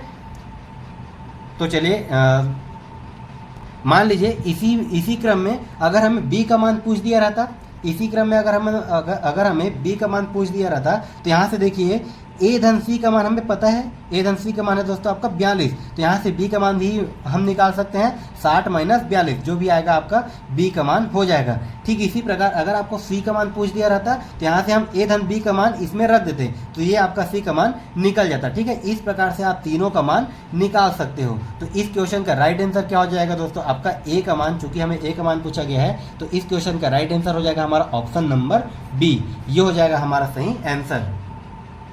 देखिए हमारा अगला क्वेश्चन क्या दिया है, क्वेश्चन नंबर 11, 50 पैसे 5 रुपये का कितना प्रतिशत है, ठीक है। 50 पैसे 5 रुपये का कितना प्रतिशत होगा, आपका ऑप्शन है 5%, 20%, 10% और 15%। तो फिर कमेंट कीजिए इसका राइट आंसर क्या हो जाएगा। बहुत ही आसान सा प्रश्न है।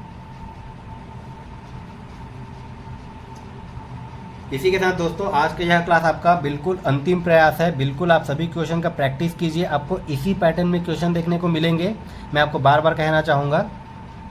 इसी के साथ आपका मैथ्स का हो गया, चाहे साइंस का हो गया या फिर मैथ्स पेडागॉजी का हो गया, ठीक है, इन सभी का प्लेलिस्ट आपको डिस्क्रिप्शन बॉक्स पर मिल जाएगा। आपका सीजी टेट के लिए बहुत ही उपयोगी है, तो आप वहाँ से जा करके देख सकते हो, बिल्कुल फ्री क्लास है, तो आप उन सभी वीडियो को जा करके जरूर देखिए। तो चलिए हम इस क्वेश्चन को सॉल्व करते हैं। देखिए क्या दिया है, 50 पैसे 5 रुपये का कितना प्रतिशत है। कभी भी अगर आपको इस प्रकार से प्रश्न पूछा जाए कि आपका 200 ग्राम जो है 1 किलोग्राम का कितना प्रतिशत है, या फिर 50 मिलीलीटर 5 लीटर का कितना प्रतिशत है, इस प्रकार से अगर आपको कभी भी प्रश्न पूछा जाए तो आपका सबसे पहला काम होगा दोस्तों, आपको करना है डाटा को सेम, ठीक है। देखिए इसमें आपको पहला क्या दिया है, 50 पैसा, ठीक है, इसमें आपको दिया दोस्तों आपको 50 पैसा। उसके बाद देखिए आपको दूसरा क्या दिया दोस्तों, आपको दिया 5 रुपया, ठीक है। एक दिया आपको पैसा में, एक दिया दोस्तों आपका रुपया में, ठीक है। तो ये जो आपका रुपया दिया है इसको भी हमें या तो पैसा में कन्वर्ट करना है, या फिर ये जो पैसा दिया है इसको हमें रुपये में कन्वर्ट करना है। तो यहाँ पर देखिए 1 रुपये मतलब कितना पैसा होता है दोस्तों, आपका 100 पैसा। तो इसी क्रम में 5 रुपये का कितना पैसा हो जाएगा दोस्तों, आपका 5 गुणी 100 मतलब ये हो जाएगा आपका 500 पैसा, ठीक है। ये हो जाएगा दोस्तों आपका 5 रुपये का 500 पैसा। अब देखिए इसमें ये तो हो गया हमारा यूनिट कन्वर्जन का। अब देखिए इस प्रकार के क्वेश्चन को हम कैसे बनाएंगे, ठीक है। यहाँ पर देखिए दोस्तों क्या दिया, आपका 50 पैसा जो है 5 रुपये का कितना प्रतिशत है। ध्यान दीजिएगा जिसके साथ ये क लगा रहेगा, जिसके साथ ये क लगा रहेगा उसको हम लेंगे दोस्तों नीचे में, ठीक है। जिसके साथ ये क लगा रहेगा उसको हम लेंगे नीचे में। जैसे कि आपका 10 का 20% कितना हो जाएगा, या फिर 100 पैसे 10 रुपए का कितना प्रतिशत हो जाएगा। ठीक है, इस प्रकार से जिसके सामने क लगा रहेगा उसको हम लेंगे नीचे में। तो यहाँ पर देखिए 5 रुपए के सामने क लगा है तो हम 5 को लेंगे नीचे में। अब यहाँ पर 5 रुपए के हमने 5 रुपए को हमने 500 पैसे में कन्वर्ट किया है, तो यहाँ पर ये क्या हो जाएगा दोस्तों आपका 500 पैसा। ठीक है, क्योंकि हमें निकालना है दोस्तों प्रतिशत में, हमें लाना है प्रतिशत में, इसीलिए प्रतिशत में लाना है तो हमें करना पड़ेगा दोस्तों 100 से गुणा। तो यहाँ से ये देखिए 2 जीरो से आपका ये 2 जीरो कट गया, 5 एकम 5, 5 दहम 50, कितना आ गया दोस्तों, ये आ गया आपका 10%। मतलब 50 पैसा जो है वो 5 रुपए का 10% होगा। ये हो जाएगा हमारा आंसर। ठीक है, ये हो जाएगा हमारा आंसर जो कि आपका दिया गया दोस्तों ऑप्शन नंबर सी में। ये हो जाएगा हमारा आंसर। देखिए हमारा अगला क्वेश्चन क्या दिया है, यदि कॉफ़ी के दाम में 10% का इजाफा होता है तो किसी गृहिणी को कितने प्रतिशत अपना खर्च कम करना होगा जिससे कि उसको कोई अतिरिक्त खर्च ना उठाना पड़े। ठीक है, तो देखिए दोस्तों क्या बोल रहा है कि अगर कॉफ़ी के दाम में 10% का इजाफा होता है, कोई भी अगर कॉफ़ी के रेट में अगर 10% की वृद्धि हो जाती है, तब की कंडीशन में कोई भी अगर गृहिणी है उसको अपना कितना प्रतिशत कॉफ़ी की यूज को कम करना होगा जिसके लिए उसको अतिरिक्त खर्चा करना ना पड़े। तो फिर बनाइए, बहुत ही इंपॉर्टेंट प्रश्न है और बहुत ही आसान, बिल्कुल एक छोटा सा फॉर्मूला से रिलेटेड प्रश्न है, बनना चाहिए आप सभी से। तो चलिए देखिए, अगर आपको और ज़्यादा टाइम चाहिए तो मैं आपको बार बार बोलूँगा, आप वीडियो को रोक करके बिल्कुल पहले आप खुद से बनाने का प्रयास कीजिए सभी प्रश्न को। उसके बाद अगर आपसे नहीं बन रहा है तो उसके लिए मैं यहाँ पास हूँ, उसके लिए आप निश्चिंत रहिए। फिर भी अगर आपको कोई भी क्वेश्चन में अगर आपको डाउट हो तो आप हमारे टेलीग्राम चैनल में आप मैसेज कर दीजिएगा कि आपको इस प्रश्न में डाउट है, आपका डाउट क्लियर किया जाएगा। तो देखिए दोस्तों इसमें क्या पूछा है, ठीक है, कॉफ़ी के दाम में 10% का इजाफा होता है तो गृहिणी को कितने प्रतिशत अपना खर्च कम करना होगा जिससे कि उसको कोई अतिरिक्त खर्च न उठाना पड़े। ठीक है, इसमें देखिए क्या पूछा है कि कितना प्रतिशत कम करना होगा। ठीक है, कितना प्रतिशत कम करना होगा मतलब प्रतिशत में कमी। अब एक चीज़ ध्यान दीजिएगा, प्रतिशत में कमी। ठीक है, एक होता है दोस्तों आपका प्रतिशत में कमी, एक होता है दोस्तों आपका प्रतिशत में वृद्धि। ठीक है, एक होता है आपका प्रतिशत में वृद्धि। ठीक है, यहाँ से आपको कई बार क्वेश्चन देखने को मिले होंगे। ठीक है, अब देखिए अगर आपको प्रतिशत में कमी निकालने के लिए बोला जाए तो इसका फॉर्मूला क्या हो जाता है, और प्रतिशत में वृद्धि निकालने के लिए बोला जाए तो इसका फॉर्मूला क्या होता है। ठीक है, बिल्कुल ध्यान से समझिएगा। यहाँ पर देखिए दोस्तों आपको दर हमेशा दिया रहेगा, कभी ये आपको प्रतिशत में कमी या फिर वृद्धि निकालने के लिए बोल दिया जाए तो आपको हमेशा दर दिया रहेगा। तो यहाँ पर देखिए दर आपको दिया है, मतलब ये आर का वैल्यू है। ठीक है, आर बराबर आपको 10% दिया है, तो प्रतिशत में कमी के लिए फॉर्मूला क्या हो जाता है दोस्तों, ये होता है आपका आर अपॉन, ये हो जाएगा दोस्तों आर अपॉन, ये हो जाएगा दोस्तों आपका 100 प्लस आर। ठीक है, चूँकि हमें निकालना है दोस्तों प्रतिशत में, तो यहाँ पर मैं कर दूंगा यहाँ पर 100 से गुणा। ठीक है, ये हो जाएगा हमारा प्रतिशत में कमी। ठीक है, देखिए कमी है मतलब यहाँ पर क्या हो जाएगा दोस्तों प्लस। ठीक है, वृद्धि बोलेगा तो यहाँ पर क्या हो जाएगा, यहाँ पर क्या हो जाएगा आपका माइनस। मतलब वृद्धि का फार्मूला क्या हो जाएगा दोस्तों आपका आर अपॉन, ये हो जाएगा आपका 100 माइनस आर। ठीक है, इंटू ये हो जाएगा दोस्तों आपका 100। तो इस फार्मूला को आप बिल्कुल याद रखिएगा, प्रतिशत में कमी तो ये हो जाएगा दोस्तों आपका R upon 100 plus R into 100। प्रतिशत में वृद्धि तो ये हो जाएगा दोस्तों आपका R upon 100 minus R into 100। ठीक है, इस फार्मूला को आप बिल्कुल याद रखिएगा। अब देखिए इसमें हमें क्या पूछा दोस्तों, प्रतिशत में कमी। ठीक है, इसको मैं थोड़ा सा ऊपर कर लेता हूँ। इसमें हमें क्या पूछा दोस्तों, प्रतिशत में कमी। तो प्रतिशत में कमी वाला फार्मूला देखिए मैंने अभी आपको बताया था, ये हो जाएगा आपका R upon 100 plus R into 100। R का वैल्यू हमें दिया गया दोस्तों, कितना दिया है 10। ये हो जाएगा आर का वैल्यू मैं रख देता हूँ यहाँ पर डायरेक्ट, ये हो जाएगा 10 बटे, ये हो जाएगा दोस्तों आपका 100 प्लस आर, मतलब 100 धन 10। 100 में अगर मैं 10 जोड़ूंगा तो हमारा कितना हो जाएगा दोस्तों 110। ठीक है, एक स्टेप मैं आगे कर देता हूँ, आप इसको समझिएगा। और उसके बाद यहाँ पर क्या हो जाएगा दोस्तों गुणा में 100। अब यहाँ पर देखिए जो जो कटेगा उसको हम कटा देते हैं। यहाँ से हमारा ये 1 0 से 1 0 कट गया। उसके बाद ये हमारा कितना बच गया दोस्तों, ये बच गया हमारा 100/11। ये हमारा कितना बच गया दोस्तों 100/11। और 100/11 को मैं और किस प्रकार से लिख सकता हूँ, इसको लिख सकता हूँ दोस्तों 9 सही 1/11। ठीक है, मतलब इसको सॉल्व करूँगा तो ये 11 या 99 और ये 100 100/11। ठीक है, ये हमारा किस में आ जाएगा दोस्तों प्रतिशत में, और यही क्या हो जाएगा हमारा आंसर। ठीक है, 9 सही 1/11। देखिए आपका किस ऑप्शन में दिया है, ये दिया दोस्तों आपका ऑप्शन नंबर ए में। तो कभी भी अगर आपको प्रतिशत में कमी पूछ दिया जाए या फिर प्रतिशत में वृद्धि पूछ दिया जाए तो आप इस फॉर्मूला को बिल्कुल याद रखिएगा, यहाँ से आपको डायरेक्ट कई बार क्वेश्चन पूछा गया है। तो चलिए हम देखते हैं हमारा अगला क्वेश्चन क्या दिया है। देखिए क्वेश्चन नंबर 13 क्या दिया है, बिल्कुल ध्यान से समझते चलेगा। एक बल्लेबाज ने 120 रन बनाए जिसमें 9 चौके तथा 3 छक्के सम्मिलित थे। खिलाड़ी ने अपने रनों के कुल योग के कितने प्रतिशत रन विकेटों के बीच दौड़कर बनाया। ठीक है, ये हमें पूछा गया है। तो फिर प्रयास कीजिए इस क्वेश्चन को बनाने का। चलिए देखिए इसमें क्या दिया है, इसको हम समझते हैं कि एक बल्लेबाज है जिसने टोटल 120 रन बनाया। टोटल कितना बनाया भाई, टोटल इसने बनाया 120 रन बनाया। ठीक है, अब इसके बाद देखिए क्या बोल रहा है, जिसमें 9 चौके और 3 छक्के सम्मिलित थे। इसी 120 में से वो जो बल्लेबाज है उसने देखिए 9 चौका लगाया। 9 चौका मतलब दोस्तों 9 गुणी 4, 9 चौक 36 रन, 9 चौक ये 36 रन ये चौका मार करके बनाया। ठीक इसी प्रकार ये 3 छक्का भी मारता है। ठीक है, मतलब ये हो जाएगा दोस्तों 3 गुणी 6, मतलब ये 6 तिया 18, ये 18 रन जो है ये छक्का मार करके बनाता है। ठीक है, 36 रन ये चौका मार करके बनाता है, 18 रन ये छक्का मार करके बनाता है। अब उसके बाद देखिए क्या बोल रहा है कि खिलाड़ी ने अपने रनों के कुल योग के, ठीक है, रनों के कुल योग के कितने प्रतिशत रन विकेटों के बीच दौड़कर बनाया। ठीक है, मतलब यहाँ पास ये जो टोटल रन है, ठीक है, टोटल आपका 120 रन है, इसमें से अगर मैं ये 36 रन चूंकि ये चौका मार करके बनाया, 18 रन जिसको ये छक्का मार करके बनाया, इन दोनों का अगर मैं माइनस कर दूं तो जो भी रन बचेगा दोस्तों उसको वो खिलाड़ी जो है वो दौड़ करके बनाया। ठीक है, वो खिलाड़ी जो है बाकी बचे रन को दौड़ करके बनाया, और वही रन जो है कुल रनों का कितना प्रतिशत हो जाएगा ये हमें प्रश्न में पूछा गया है। ठीक है, बहुत ही आसान सा प्रश्न है। तो देखिए 36 और 18 को अगर मैं जोड़ दूं तो ये हमारा देखिए कितना आ जाएगा दोस्तों, आपका ये हमारा आ जाएगा दोस्तों 4, ये हो गया 3 और 2 5। ठीक है, ये हमारा आ गया दोस्तों 54।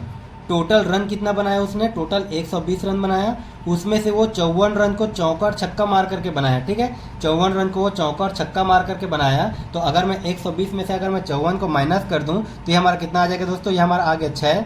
ठीक है, ये भी आपका 12 से 6 गया तो ये हमारा यहाँ आ गया 6। ठीक है, मतलब ये 66 रन जो है ऐसा रन है जिसको वो विकेट के बीच में दौड़ करके बनाया। ठीक है, 66 रन को विकेट के बीच में दौड़ करके बनाया। ठीक है, यही 66 क्या हो जाएगा दोस्तों आपका आंसर।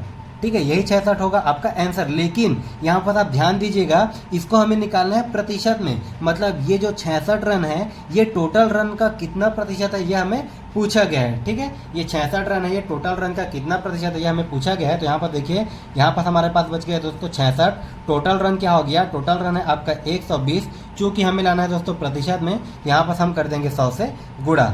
यहाँ से ये देखिए आपका ये 1 0 से 1 0 कट गया। ठीक उसी प्रकार ये क्या हो जाएगा दोस्तों आपका 6 दूने 12, ये हो जाएगा दोस्तों आपका 6 एकम 6, 6 एकम 6।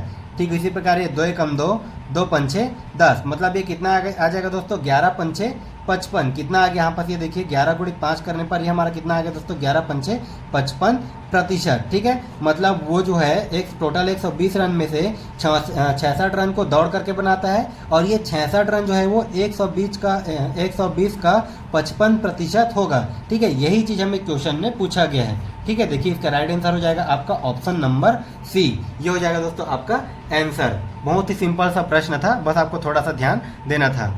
तो चलिए हम देखते हैं हमारा अगला क्वेश्चन क्या दिया है। चलिए देखिए, एक परीक्षा में 35% छात्र पास हुए और 455 छात्र फेल हुए, तो परीक्षा में कुल कितने छात्र बैठे थे। ठीक है, देखिए ये आपका बहुत ही इंपॉर्टेंट प्रश्न है। ये प्रश्न आपका सीजी टेट में और बिहार शिक्षक भर्ती में भी आया है। ठीक है, सेम टू सेम, कोई डाटा चेंज किए, सेम टू सेम आपको मान लीजिए फोटो कॉपी करके दे दिया था आपका सीजी टेट में, और बिहार का अभी जो शिक्षक भर्ती हुआ था उसमें भी। ठीक है, बहुत ही इंपॉर्टेंट प्रश्न है। आज के जितने भी क्वेश्चन है दोस्तों, ये सभी क्वेश्चन आपका एकदम सेलेक्टेड क्वेश्चन है, तो आप सभी क्वेश्चन को बिल्कुल नोट करके रखिएगा, बिल्कुल ध्यान से बनाइएगा। तो चलिए प्रयास कीजिए इस क्वेश्चन को बनाने का। देखिए क्या दिया है कि एक परीक्षा में 35% छात्र पास हुए हैं।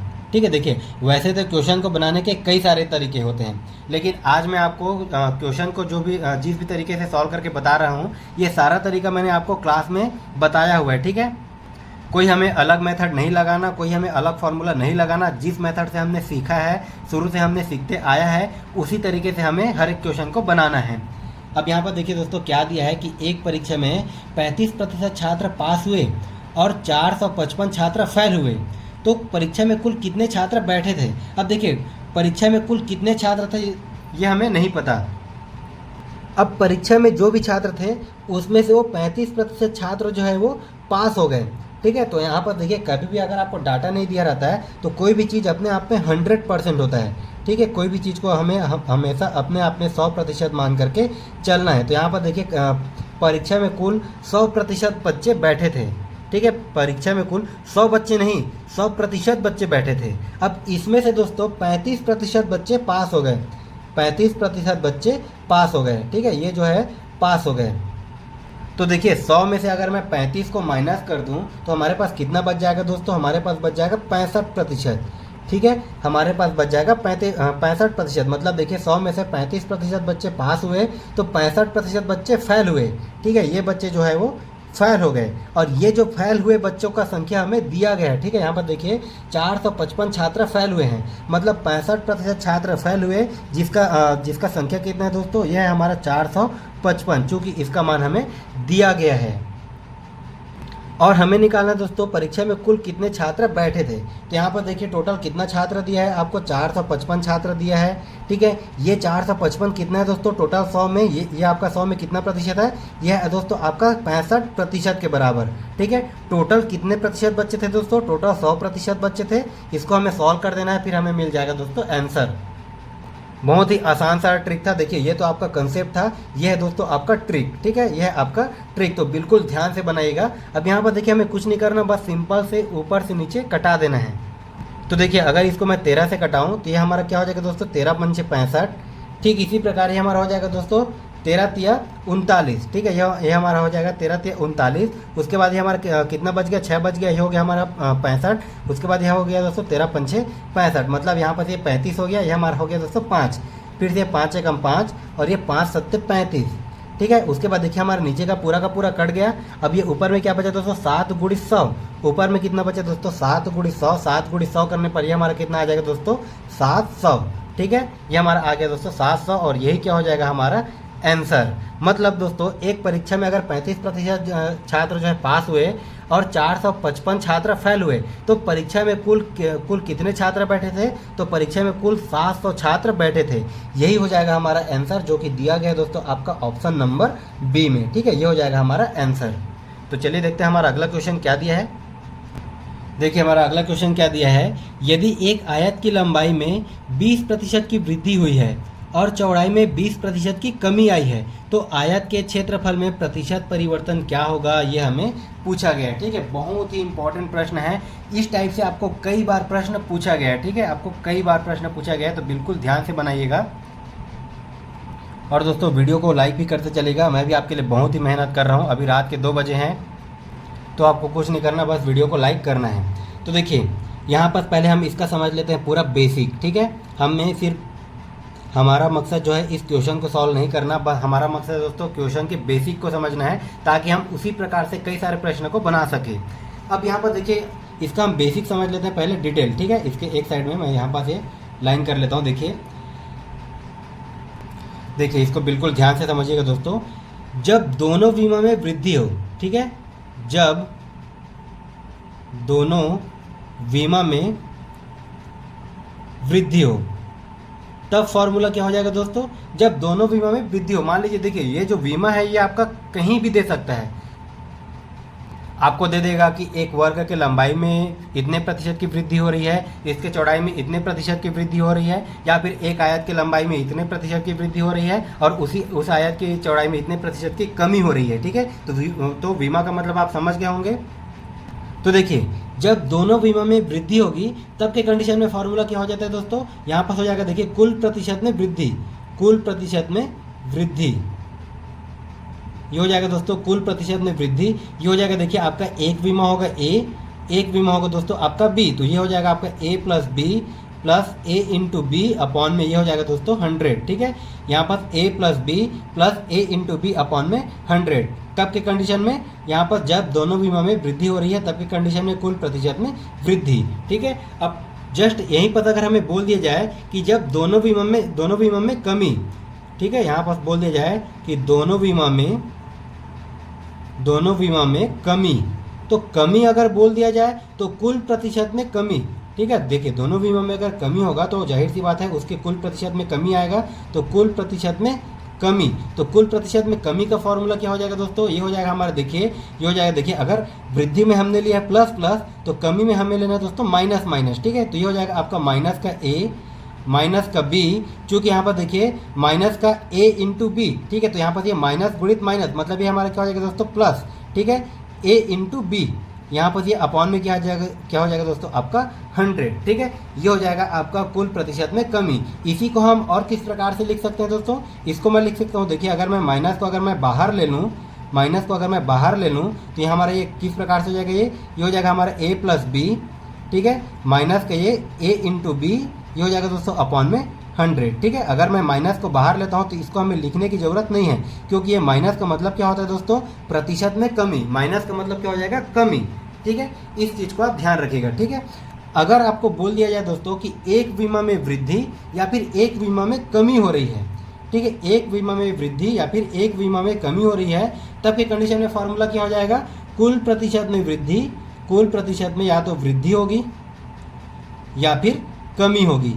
तो कुल प्रतिशत में वृद्धि या फिर कमी, तो इसके लिए फॉर्मूला क्या हो जाएगा दोस्तों, देखिए एक बीमा में वृद्धि हो रही है तो जिसमें वृद्धि होगी उसमें हम लेंगे प्लस, जिसमें कमी होगी दोस्तों उसको हम लेंगे माइनस। ठीक है, तो ये हो जाएगा ए आपका ए माइनस बी, माइनस का ए इंटू बी, अपॉन में ये क्या हो जाएगा दोस्तों 100। ठीक है, तो इन तीनों फार्मूला को आप याद रखिएगा, यहाँ से आपका न जाने कई बार प्रश्न पूछा गया। ठीक है, ये जो 3 फार्मूला है, इन तीनों फार्मूला को आप बिल्कुल याद रखिएगा। यहाँ पर देखिए कुल प्रतिशत में वृद्धि आपका फार्मूला ये हो जाएगा, कुल प्रतिशत में कमी आपका फार्मूला ये या फिर ये हो जाएगा, और कुल प्रतिशत में या तो वृद्धि या फिर कमी। ठीक है, तो उसका फार्मूला हमारा क्या हो जाएगा दोस्तों, ये वाला हो जाएगा। तो चलिए हम चलते हैं हमारे क्वेश्चन पे।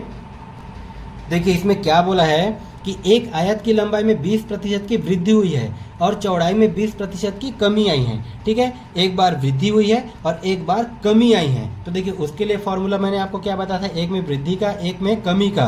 अब उसके बाद देखिए इसमें और क्या पूछा है, तो आयत के क्षेत्रफल में प्रतिशत परिवर्तन क्या होगा, वृद्धि होगा कि कमी होगा, ये हमें नहीं पता। ये हमें पता चलेगा दोस्तों फार्मूला को यूज करके। तो यहाँ पर देखिए इसका फार्मूला क्या हो जाएगा, प्रतिशत में वृद्धि या फिर कमी।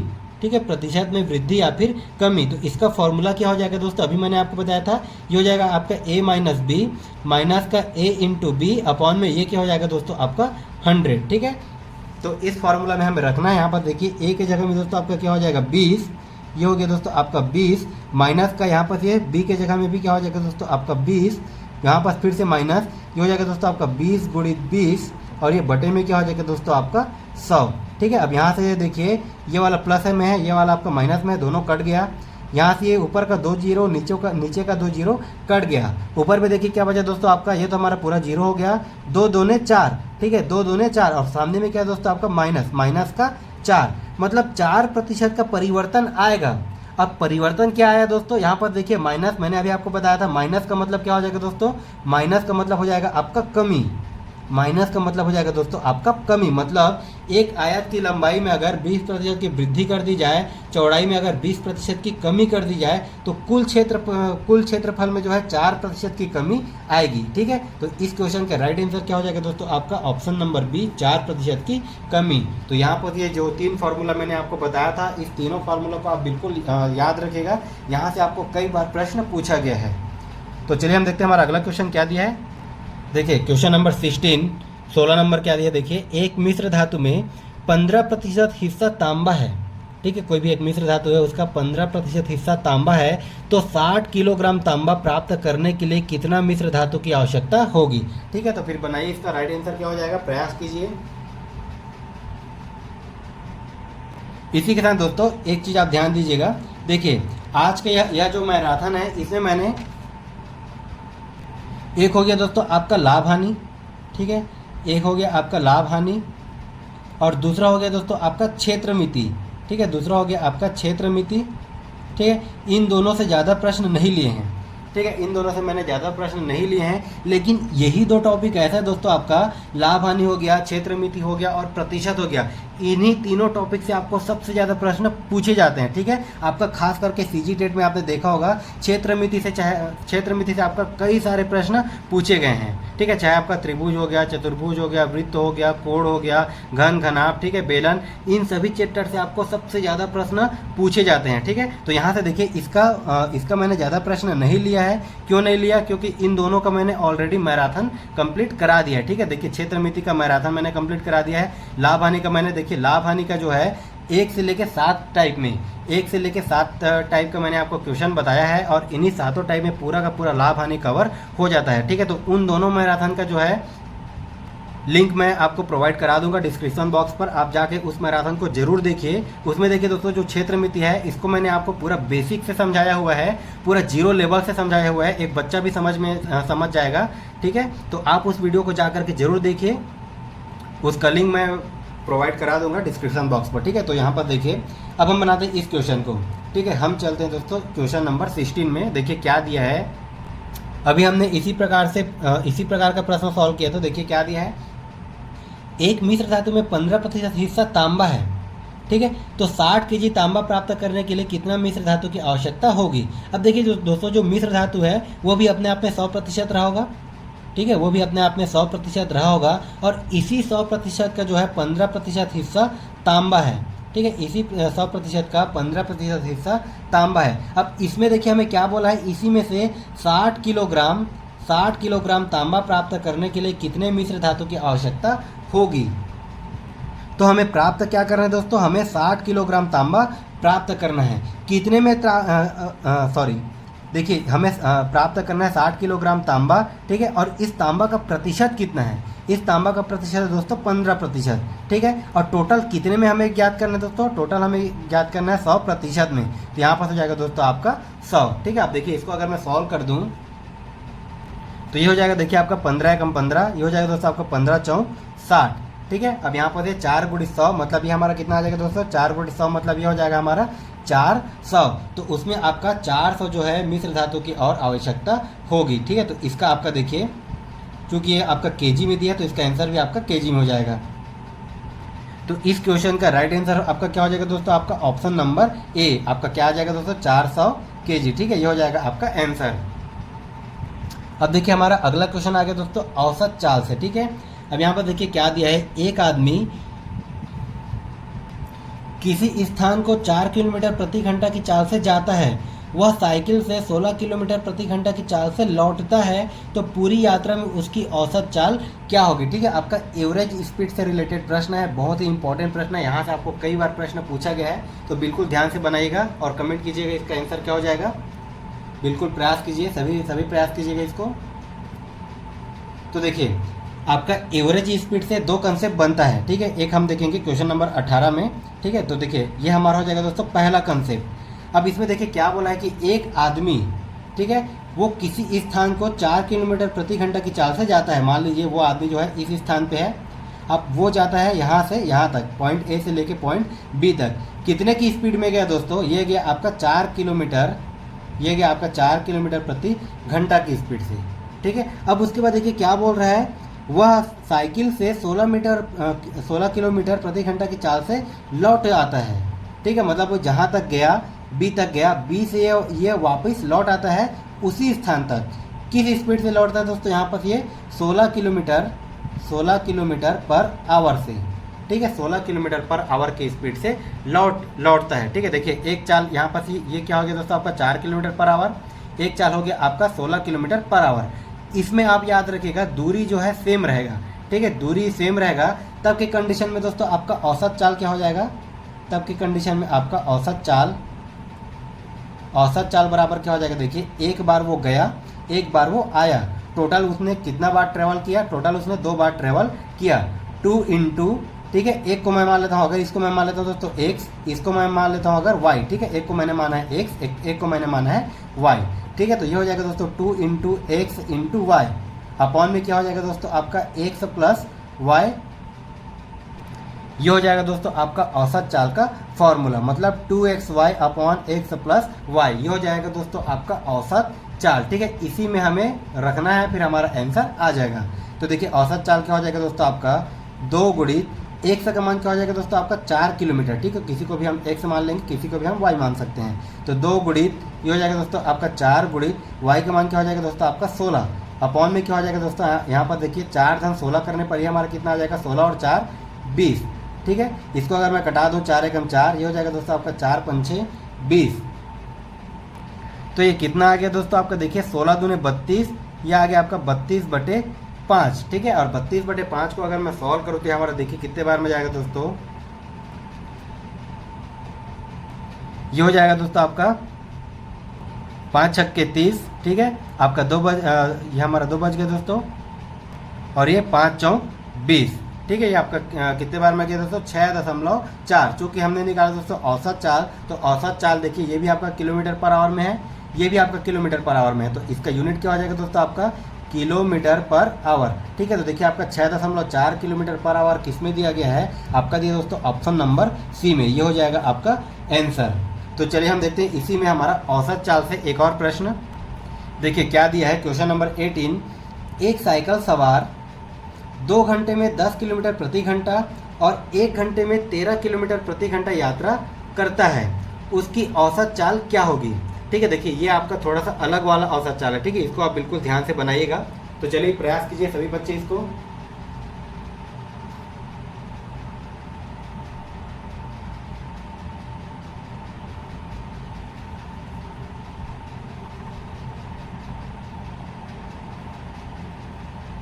देखिए इस क्वेश्चन को हम कैसे बनाएंगे, क्या बोल रहे हैं कि एक साइकिल सवार 2 घंटे में 10 किलोमीटर प्रति घंटा और 1 घंटे में 13 किलोमीटर प्रति घंटा यात्रा करता है। देखिए यहाँ पर आपका चाल भी अलग है, टाइम भी अलग है, तो आपका दूरी भी अलग अलग हो जाएगा।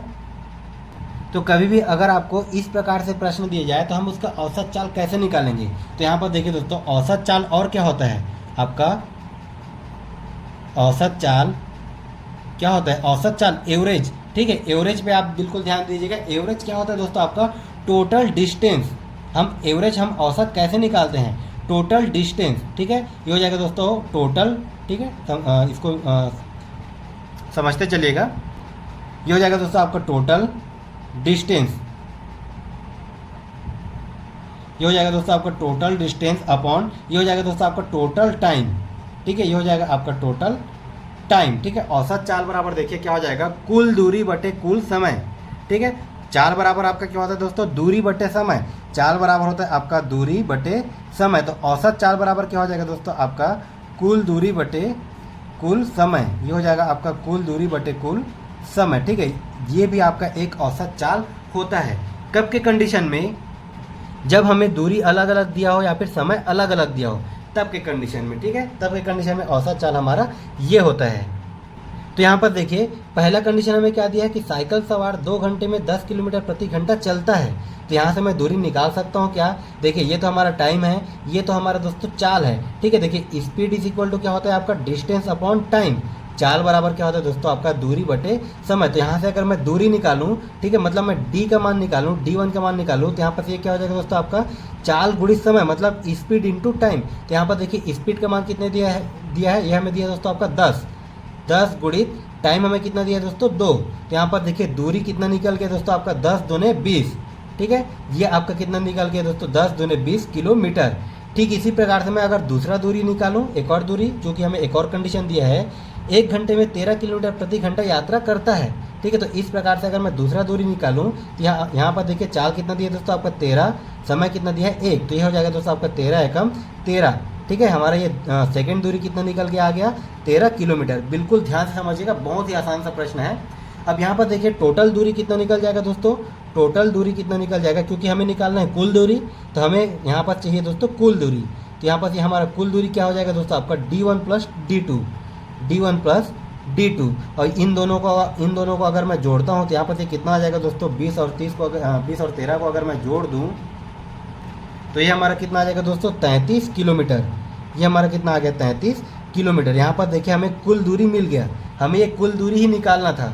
अब यहाँ से देखिए दोस्तों औसत चाल बराबर क्या हो जाएगा, औसत चाल बराबर देखिए कुल दूरी हमारे पास कितना आ गया 33, कुल दूरी हमारे पास आ गया दोस्तों 33 बटे कुल समय, कुल समय देखिए हम प्रश्न से ही निकाल सकते हैं। एक समय आपका 2 घंटा, एक समय आपका 1 घंटा, तो कुल समय कितना हो जाएगा दोस्तों आपका 3 घंटा। ठीक है, तो ये हो जाएगा दोस्तों आपका 33/3 घंटा। ठीक है, तो हमारा औसत चाल, ठीक है, एवरेज स्पीड, ये हमारा कितना निकल के आ जाएगा दोस्तों आपका, ये 3 एकम 3, ये कितने बार में जाएगा 11। तो एवरेज स्पीड कितना निकल के आ गया दोस्तों आपका 11 किलोमीटर पर आवर। ये क्या हो जाएगा दोस्तों आपका आंसर। ठीक है, ये हो जाएगा दोस्तों आपका आंसर, जो कि आपका किस में दिया गया है, देखिए ये दिया है दोस्तों आपका ऑप्शन नंबर डी में। तो देखिए औसत चाल जो है 2 तरीके से निकाला जाता है, जैसे कि मैंने अभी आपको बताया था। अगर आपका दूरी समान हो, चाल अलग अलग हो, तो उसके लिए औसत चाल क्या हो जाएगा दोस्तों आपका 2xy upon x plus Y, जो भी हमने क्वेश्चन नंबर 17 में किया था। लेकिन दोस्तों अगर आपका दूरी अलग अलग हो, ठीक है, तब की कंडीशन में औसत चाल क्या हो जाएगा, तो ये हो जाएगा दोस्तों आपका कुल दूरी बटे कुल समय। ठीक है, ये भी हो जाएगा आपका औसत चाल। तो इस क्वेश्चन का राइट आंसर हो जाएगा दोस्तों हमारा ऑप्शन नंबर डी। तो चलिए हम देखते हैं हमारा अगला क्वेश्चन क्या दिया है। देखिए क्वेश्चन नंबर 19 क्या दिया दोस्तों, एक ट्रेन 40 किलोमीटर प्रति घंटा की रफ्तार से चलती है। एक आदमी 25 किलोमीटर प्रति घंटा की रफ्तार से समान दिशा में ट्रेन के समानांतर चल रहा है। यदि ट्रेन 48 सेकंड में उस आदमी को पार करती है तो ट्रेन की लंबाई क्या हो जाएगी, ये हमें ज्ञात करना है। ठीक है, बहुत ही इंपॉर्टेंट प्रश्न है आपका। देखिए ट्रेन से रिलेटेड प्रश्न है, तो बिल्कुल प्रयास कीजिएगा इस क्वेश्चन को भी बनाने का।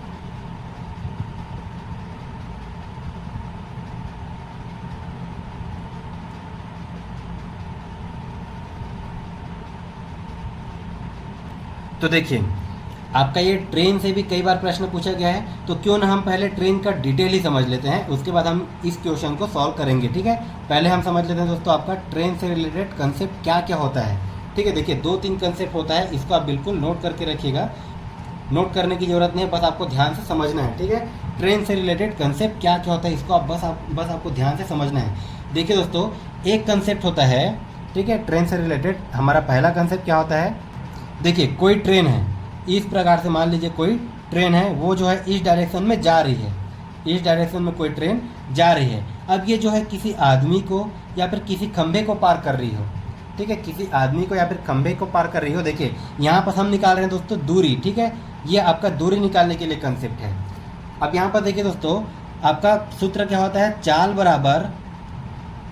बराबर दूरी बटे समय। ठीक है, चाल बराबर दूरी बटे समय। तो इसमें अगर हमें चाल निकालना हो या फिर दूरी निकालना हो, तब की कंडीशन में देखिए अगर आपका ट्रेन जा रही है और ये अगर किसी आदमी को या फिर किसी खंभे को पार करती है, तब की कंडीशन में हम दूरी क्या लेंगे दोस्तों, ये जो ट्रेन का जो भी डिस्टेंस होगा इसी को हम लेंगे दूरी।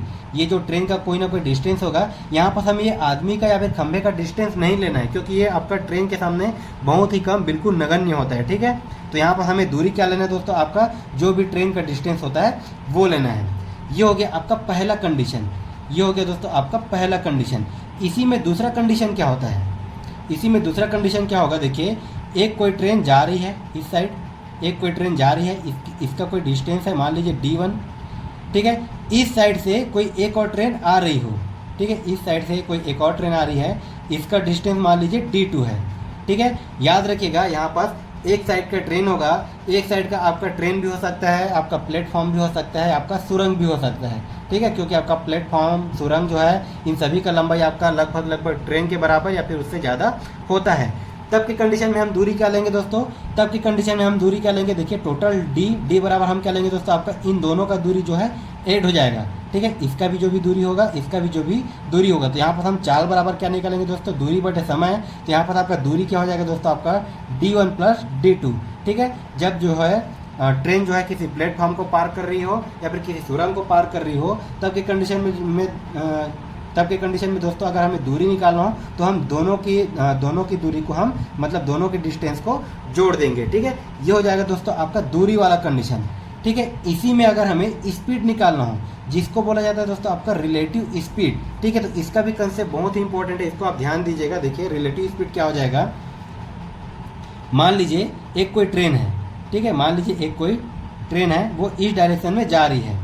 ठीक है, इसी डायरेक्शन में एक और कोई ट्रेन जा रही है, इसी डायरेक्शन में जो है एक और कोई ट्रेन जा रही है। अब मान लीजिए इस ट्रेन का जो है स्पीड 120 किलोमीटर है। ठीक है। इस ट्रेन का स्पीड 120 किलोमीटर पर आवर है। इस ट्रेन का स्पीड मान लीजिए 100 किलोमीटर पर आवर है। देखिए जो चीज़ मैं बोल रहा हूँ उसको आप ध्यान से सुनते जाइएगा। इस ट्रेन का जो है स्पीड 120 किलोमीटर पर आवर है, इस ट्रेन का स्पीड 100 किलोमीटर पर आवर है। तब की कंडीशन में हमें रिलेटिव स्पीड क्या लेना है दोस्तों? तब की कंडीशन में हमें हमारा रिलेटिव स्पीड मतलब एवरेज स्पीड क्या हो जाएगा? मान लीजिए ये ट्रेन है हमारा ए ट्रेन है हमारा बी, ठीक है। मतलब ये जो बी ट्रेन है इसका स्पीड क्या है दोस्तों? 120। तो हम ये कह सकते हैं कि यहाँ पर ये जो बी ट्रेन है ये ट्रेन ए से कितना ज़्यादा है दोस्तों? मतलब ये 20 किलोमीटर पर आवर की स्पीड से ज़्यादा है, ठीक है। क्योंकि इसका स्पीड 120 किलोमीटर पर आवर है, इसका स्पीड 100 किलोमीटर पर आवर है। मतलब ये ट्रेन बी जो है ट्रेन ए से 20 किलोमीटर पर आवर आगे है। मतलब यहाँ पर हमने क्या सीखा? मतलब दोनों का डायरेक्शन अगर समान हो, दोनों का डायरेक्शन समान हो तब की कंडीशन में हम स्पीड को क्या कर देते हैं दोस्तों?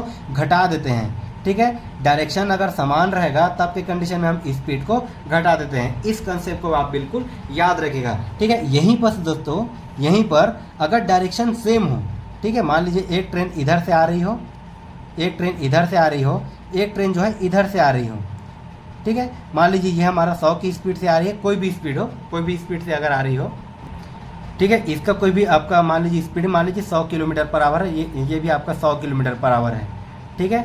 मतलब दोनों का अगर डायरेक्शन सेम हो, देखिए डायरेक्शन अगर अपोजिट रहेगा तो रिलेटिव स्पीड को हम क्या कर देते हैं दोस्तों? घटा देते हैं।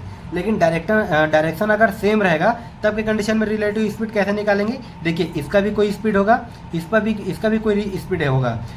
एक कंडीशन ऐसा आएगा जब दोनों जो है एकदम सट से करके जुड़ेंगे, ठीक है। मतलब दोनों का स्पीड ऐड हो जाएगा। मतलब डायरेक्शन अगर सेम रहेगा, ठीक है, सॉरी, डायरेक्शन अगर ऑपोजिट रहेगा, इसमें आप ध्यान दीजिएगा, इसमें क्या है दोस्तों? डायरेक्शन ऑपोजिट है, ठीक है। इसमें जो है डायरेक्शन ऑपोजिट है। डायरेक्शन सेम रहेगा तो उसमें हम रिलेटिव स्पीड को माइनस कर देते हैं। डायरेक्शन अगर ऑपोजिट रहेगा तो उसमें रिलेटिव स्पीड क्या हो जाएगा दोस्तों? प्लस हो जाएगा, ठीक है। अगर आपने इतना कंसेप्ट समझ लिया तो आपका पूरा ट्रेन से रिलेटेड सभी प्रकार के प्रश्न को आप बना सकते हो, क्योंकि यही कंसेप्ट से आपका पूछा जाता है, ठीक है। बहुत ही इंपॉर्टेंट कंसेप्ट है। तो उम्मीद है आप सभी को यह वाला कंसेप्ट समझ में आया होगा। फिर भी अगर आपको समझ में नहीं आया दोस्तों तो आप जो है शिक्षक भर्ती का चाल, समय और दूरी वाला चैप्टर को जा करके देख सकते हो। मैंने आपको उसमें बहुत ही अच्छे तरीके से ये पूरा समझाया हुआ है और इनसे रिलेटेड कई सारे क्वेश्चन भी सॉल्व कराया है, तो आप उस वीडियो को जा करके देख सकते हो। तो चलिए हम आते हैं अब हमारे क्वेश्चन पे। ये तो हो गया हमारा कंसेप्ट। अगर आपने कंसेप्ट समझ लिया तो आप जो है इस क्वेश्चन को बिल्कुल आसानी से बना सकते हो। देखिए इसमें क्या दिया है कि एक ट्रेन 40 किलोमीटर प्रति घंटा की रफ्तार से चलती है। एक आदमी 25 किलोमीटर प्रति घंटा की रफ्तार से समान दिशा में ट्रेन के समानांतर चल रहा है, ठीक है। यहाँ पर देखिए ट्रेन का भी रफ्तार हमें दिया गया है और आदमी का भी रफ्तार हमें दिया गया है, ठीक है। और दोनों का डायरेक्शन क्या है दोस्तों? सेम है। मैंने अभी आपको बताया था अगर डायरेक्शन सेम रहेगा तब की कंडीशन में रिलेटिव स्पीड क्या होता है दोस्तों? उसको हम कर देते हैं माइनस, ठीक है। यहाँ पर देखिए ट्रेन का स्पीड क्या है? ट्रेन का स्पीड है हमारा 40 किलोमीटर पर आवर और जो इंसान चल रहा है, जो आदमी चल रहा है, उसका स्पीड क्या है दोस्तों? उसका स्पीड है 25 किलोमीटर पर आवर। चूँकि ये दोनों समान दिशा में चल रहे हैं, ठीक है, एक ही डायरेक्शन में चल रहे हैं, तो एक ही डायरेक्शन में चल रहे हैं तब की कंडीशन में रिलेटिव स्पीड को हम क्या कर देते हैं? माइनस कर देते हैं, ठीक है। तो यहाँ पर 40 माइनस ये हमारा हो जाएगा दोस्तों 25। मतलब रिलेटिव स्पीड हमारा कितना निकल करके आ गया? तो रिलेटिव स्पीड 40 माइनस 25 मतलब ये कितना आ गया दोस्तों? ये हमारा आ गया 15 किलोमीटर पर आवर से, ठीक है। देखिए ये रिलेटिव स्पीड को किस प्रकार से निकाला जाता है, इसी को समझाने के लिए ये सारा तामझाम मैंने आपको बताया हुआ था, ठीक है। इस प्रकार से कभी भी अगर आपको प्रश्न पूछ दिया जाए तो आप ये जो है दूरी, ये आपका ये जो रिलेटिव स्पीड है जो मैंने अभी आपको बताया था, इसको आप बिल्कुल याद रखिएगा। यहाँ से आप इसको बिल्कुल आसानी से बना सकते हो। तो यहाँ से देखिए दोस्तों ये तो हमें मिल गया रिलेटिव स्पीड। इसमें हमें देखिए और क्या दिया है? इसमें हमें देखिए हमें दिया गया दोस्तों टाइम कितने दिए दोस्तों? 48 सेकेंड, ठीक है। इसमें हमें और क्या दिया दोस्तों? टाइम हमें दिया 48 सेकेंड। अब उसके बाद देखिए ट्रेन की लंबाई मतलब इसका डिस्टेंस हमें फाइंड करना है। तो यहाँ से देखिए हमें स्पीड मिल गया, मतलब देखिए चाल मिल गया। चाल बराबर क्या होता है दोस्तों? आपका दूरी बटे समय, ठीक है। चाल बराबर क्या होता है दोस्तों? आपका ये हो जाएगा, मतलब स्पीड बराबर दोस्तों ये हो जाएगा आपका डिस्टेंस अपॉन टाइम, ठीक है। तो यहाँ से हमें देखिए क्या निकालना है? दूरी। तो दूरी बराबर क्या हो जाएगा दोस्तों? आपका स्पीड इंटू टाइम। दूरी बराबर हो जाएगा दोस्तों आपका स्पीड इंटू टाइम। तो यहाँ से ये दूरी क्या निकल जाएगा? देखिए स्पीड कितना निकला हमें फाइनल? 15 किलोमीटर पर आवर, ठीक है, 15 kilometre per hour into time. Time हमारे पास कितने दोस्तों, 48 सेकेंड। ठीक है, टाइम हमारे पास है 48 सेकेंड। और एक चीज़ सबसे ज़्यादा इम्पॉर्टेंट है इस प्रकार के प्रश्न में, खास करके आपका चाल, दूरी और समय से रिलेटेड प्रश्न में, आप यूनिट को बिल्कुल ध्यान दीजिएगा। ठीक है, आप यूनिट को बिल्कुल ध्यान दीजिएगा। देखिए यहाँ पर ये रिलेटिव स्पीड आपका किस में दोस्तों, किलोमीटर पर आवर में। ठीक है, ये आपका relative speed kilometre per hour में है, टाइम आपका सेकंड में है, तो इसको भी हमें मीटर पर सेकंड में चेंज करना है। ठीक है, देखिए आपका ऑप्शन जो भी है वो जो भी ऑप्शन है वो भी आपका मीटर में दिया है। तो ये जो रिलेटिव स्पीड है इसको हमें मीटर पर सेकंड में चेंज करना है। तो देखिए किलोमीटर पर आवर को मीटर पर सेकंड में चेंज करने के लिए मैंने आपको क्या बताया था, कौन सा तरीका बताया था, इसको हमें देखिए, इसको हमें एक्सपांड नहीं करना, हमें डायरेक्ट क्या करना है दोस्तों, हमें इसमें कर देना है 5/18 से गुणा। ठीक है, हमें कर देना है दोस्तों 5/18 से गुणा। बस अब इसको हम सॉल्व करेंगे, फिर हमारा आंसर आ जाएगा। तो देखिए इसको अगर मैं कटा देता हूँ, 3 × 5 = 15, ये हमारे कितने बार में जाएगा दोस्तों, 3 × 6 = 18। ठीक है, यहाँ पर ये 6 कम 6, ये कितने बार में जाएगा दोस्तों हमारा, ये हो जाएगा 6 × 8 = 48। मतलब यहाँ पर देखिए कितना बचा, 5 × 5 × 8, कितना बचा दोस्तों यहाँ पर, 5 × 5 × 5। ठीक है, इतना काफ़ी सारा समझाने के लिए यहाँ पर जगह थोड़ा कम पड़ गया, तो सॉरी 5 × 5 × ये हमारा कितना आ जाएगा दोस्तों, 8।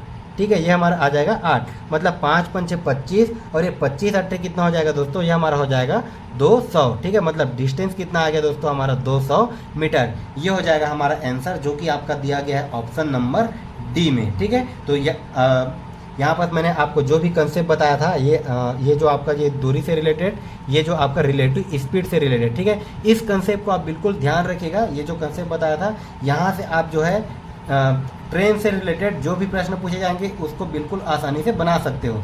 तो इस क्वेश्चन का राइट आंसर क्या हो जाएगा दोस्तों, हमारा ऑप्शन नंबर डी। चलिए हम देखते हैं हमारा अगला क्वेश्चन क्या दिया है।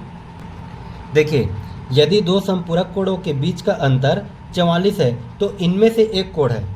ठीक है, अब देखिए इस क्वेश्चन को हम कैसे बनाएंगे। देखिए दोस्तों, इसमें हमें क्या दिया है, एक दिया है, इसमें हमें दिया है दोस्तों संपूरक कोण। इसका भी हम देखिए कंसेप्ट समझ लेते हैं। देखिए एक होता है आपका पूरक कोण, एक होता है दोस्तों आपका पूरक कोण। अब पूरक कोण क्या होता है, जिन दो कोणों का योग आपका 90 अंश हो, वे दो कोण आपस में पूरक कोण होंगे। मतलब एक कोण मान लीजिए x है, एक कोण मान लीजिए y है, मतलब x तथा y बराबर आपका 90 अंश होना चाहिए। कब के कंडीशन में, पूरक कोण के कंडीशन में। दूसरा होता है दोस्तों आपका संपूरक कोण, दूसरा होता है आपका संपूरक कोण। संपूरक कोण की कंडीशन में क्या हो जाएगा दोस्तों, आपका दो कोणों का योग जो है, दो कोणों का योग, मान लीजिए एक कोण आपका x है, एक कोण आपका y है, तो दो कोणों का योग आपका 180 अंश होना चाहिए। ठीक है, इसको आप बिल्कुल नोट करके रखिएगा। यहाँ से भी आपका कई बार प्रश्न पूछा गया है। एक होता है आपका पूरक कोण, दो कोणों का योग आपका 90 अंश होना चाहिए। एक होता है आपका दोस्तों संपूरक कोण, मतलब दो कोणों का योग 180 अंश होना चाहिए। अब हम आते हैं प्रश्न में। देखिए क्या दिया है, दो संपूरक कोणों के बीच का अंतर, तो संपूरक कोणों का योग मान लीजिए दो कोण हमारे पास क्या है, तो ये हमारे पास एक कोण है x, हमारे पास है एक कोण है y, तो इन दोनों का योग हमारा कितना होता है दोस्तों, 180 अंश होता है। कब के कंडीशन में, संपूरक कोण के कंडीशन में। अब देखिए इसमें और क्या दिया है कि दो संपूरक कोणों के बीच का अंतर, मतलब इन दोनों के बीच का अंतर कितना हो जाएगा दोस्तों, ये हो जाएगा आपका 44। ठीक है, देखिए हमारे पास दो इक्वेशन मिल गया। ठीक है, दो इक्वेशन मिल गया। अगर मैं इसको घटा दूँ, ठीक है, अगर मैं इसको मान लीजिए इसको मैं जोड़ ही देता हूँ, ठीक है, क्योंकि हमें यहाँ से इसको कटा देना है। तो अगर मैं इसको जोड़ दूँ तो यहाँ से ये देखिए आपका ये y से y कैंसिल हो जाएगा, मतलब ये कितना हो जाएगा दोस्तों आपका 2x। तो 2x बराबर देखिए 180 में ऐसे अगर मैं 44 को जोड़ दूँ तो हमारे पास ये कितना आ जाएगा दोस्तों, ये हमारा 4, 18, 4, ये हमारा हो जाएगा 22। ठीक है, तो मतलब यहाँ से ये इसको अगर मैं घटा दूँ, ये हमारा कितने बार में जाएगा, 2 एकम 2, ये भी हमारे कितने बार में जाएगा दोस्तों आपका 2, एक बार में, एक बार में, और ये 2 बार में। मतलब ये x का मान कितना निकल के आ गया दोस्तों, x का मान हमारे पास निकल गया 112। ठीक है, ये हमारे पास निकल गया एक कोण, x का मान 112 अंश। ठीक है, देखिए 112 हमें कहीं ऑप्शन में दिया क्या, नहीं दिया है। मतलब एक और कोण जो दूसरा कोण निकलेगा उसका मान हमें ऑप्शन में दिया गया है। तो यहीं से अगर मैं निकालना चाहूँ इसी क्वेश्चन से, देखिए x का मान है दोस्तों हमारा 112, तो y का मान मैं यहाँ से निकाल सकता हूँ। y बराबर क्या हो जाएगा, यहाँ से देखिए x के मान में, x की जगह में अगर मैं 112 रखूँगा तो y बराबर ये क्या हो जाएगा दोस्तों हमारा 180 माइनस 112। तो y बराबर क्या हो जाएगा दोस्तों, 180 में से अगर मैं 112 को माइनस कर दूंगा तो ये हो जाएगा हमारे पास 68 अंश। ठीक है, ये हो जाएगा हमारा आंसर। देखिए आपका 112 दिया है ऑप्शन में या फिर 68 दिया है, जो भी दिया रहेगा वही हमारा आंसर हो जाएगा। तो यहाँ पर ये दिया दोस्तों हमारे पास ऑप्शन नंबर ए, ये हमारे पास ये दोस्तों 68 अंश। ठीक है, तो इस क्वेश्चन का राइट आंसर क्या हो जाएगा हमारा ऑप्शन नंबर ए। तो बिल्कुल आप इस कंसेप्ट को याद रखिएगा, एक होता है आपका पूरक कोण, एक होता है दोस्तों आपका संपूरक कोण। देखिए हमारा क्वेश्चन नंबर 21 नंबर क्या दिया है कि किसी समबाहु पंचभुज के प्रत्येक अंतः कोण का माप कितना है। ठीक है, तो फिर प्रयास कीजिए इसको बनाने का, क्या हो जाएगा इसका राइट आंसर। देखिए दोस्तों, इसका भी हम कंसेप्ट समझ लेते हैं पहले। ठीक है, हमारा मेन फोकस है कंसेप्ट पर। ठीक है, क्वेश्चन तो बनेगा ही बनेगा, अगर आपका कंसेप्ट क्लियर है तो आपको आपसे जो है हर प्रकार के क्वेश्चन बनेंगे। तो यहाँ पर देखिए दोस्तों क्या पूछा है, अंतः कोण का माप कितना है। अब देखिए कभी भी अगर आपको अंतः कोण पूछ दिया जाए, एक होता है दोस्तों आपका अंतः कोण, ठीक है, एक होता है आपका अंतः कोणों का योग। ठीक है, एक होता है दोस्तों आपका अंतः कोणों का योग। अंतः कोणों का योग अगर आपको पूछ दिया जाए तो इसका फॉर्मूला क्या हो जाएगा दोस्तों, ये हो जाएगा आपका n-2 इंटू 180। ठीक है, इस फॉर्मूला को आप बिल्कुल याद रखेगा। यहाँ पर ये n बराबर क्या हो जाएगा दोस्तों, n बराबर भुजा, जो भी अगर आपको भुजा दिया रहेगा, पंचभुज, षटभुज, सप्तभुज, अष्टभुज, नौभुज, 10 भुज, ठीक है, जो भी भुजा दिया रहेगा वही हो जाएगा आपका n का मान। ठीक है, एक फॉर्मूला आप याद रखिएगा। ठीक है, जो भी आपका समबाहुभुज का एक अंतः कोणों का योग, ठीक है, एक अंतः कोण का योग, एक अंतः कोण का योग। ठीक है, ये तो हो जाएगा आपको दोस्तों पूरे अंतः कोण का योग। अगर हमें एक अंतः कोण का योग पूछ दिया जाए तो इसका फॉर्मूला क्या हो जाएगा, देखिए n-2, ये तो होता है दोस्तों आपका अंतः कोणों का योग इंटू 180। ठीक है, ये तो होता है आपके अंतः कोणों का योग। अगर हमें एक अंतः कोण का योग पूछ दिया जाए तो इसका फॉर्मूला क्या हो जाएगा दोस्तों हमारे ये अपॉन में क्या हो जाएगा n। ठीक है, यहाँ पर ये n बराबर अभी मैंने आपको बताया था। ठीक, इसी प्रकार देखिए इसमें एक और पूछा जाता है आपका तीसरा क्या हो जाएगा दोस्तों आपका बहुभुज के बाहरी कोणों का योग। ठीक है, बहुभुज के बाहरी कोणों का योग। तो देखिए बहुभुज के बाहरी कोणों का योग, तो देखिए कोई सा भी अगर बहुभुज हो उसके बाहरी कोणों का योग, सभी प्रकार का चाहे जितना भी बहुभुज हो उस बहुभुज के बाहरी कोणों का योग कितना होता है दोस्तों, तो वो होता है आपका हमेशा 360 अंश। ठीक है, इस चीज़ को आप याद रखिएगा, बहुभुज के बाहरी कोणों का योग हमेशा क्या हो जाता है दोस्तों 360 अंश होता है। अब इसी में देखिए दोस्तों एक चीज़ आपको और पूछ दिया जाता है, इसी में एक चीज़ आपको और पूछ दिया जाता है, वो होता है दोस्तों आपका विकर्णों की संख्या, वो होता है दोस्तों आपका विकर्णों की संख्या। तो विकर्णों की संख्या अगर आपको पूछ दिया जाए, कोई भी अगर आपको बहुभुज दे दिया जाए, पंचभुज, षटभुज, ठीक है, और आपको अगर पूछ दिया जाए कि इसके विकर्णों की संख्या क्या हो जाएगी, तो उसके लिए फॉर्मूला आप याद रखिएगा n इंटू n-3 अपॉन में ये क्या हो जाएगा दोस्तों 2। ठीक है, n इंटू n-3 अपॉन में 2। तो ये होता है दोस्तों आपके अंतः कोणों का योग n-2 इंटू 180। ये होता है दोस्तों आपको एक अंतः कोणों का योग अगर आपको पूछ दिया जाए तो ये हम अपॉन में और क्या कर देंगे n। बहुभुज के बाहरी कोणों का योग अगर आपको पूछ दिया जाए, बहुभुज चाहे कितना भी हो, तो उन सभी बहुभुज के बाहरी कोणों का योग हमेशा कितना होता है दोस्तों 360 अंश होता है। और उसी में अगर आपको विकर्णों की संख्या पूछ दिया जाए तो उसका फॉर्मूला होता है n इंटू n-3 अपॉन में क्या हो जाएगा दोस्तों 2। तो आप इस सभी फॉर्मूला को याद रखिएगा, यहाँ से आपको ना जाने कितना बार प्रश्न पूछा गया है, बहुत ही आसान होते हैं। अगर आपको ये फॉर्मूला नहीं पता तो आप इस प्रकार के प्रश्नों को बना ही नहीं सकते। ठीक है, तो देखिए अब इसमें हमें क्या पूछा दोस्तों, किसी समबाहु पंचभुज में, देखिए इसमें क्या बोला है पंचभुज, मतलब n बराबर क्या हो जाएगा दोस्तों 5।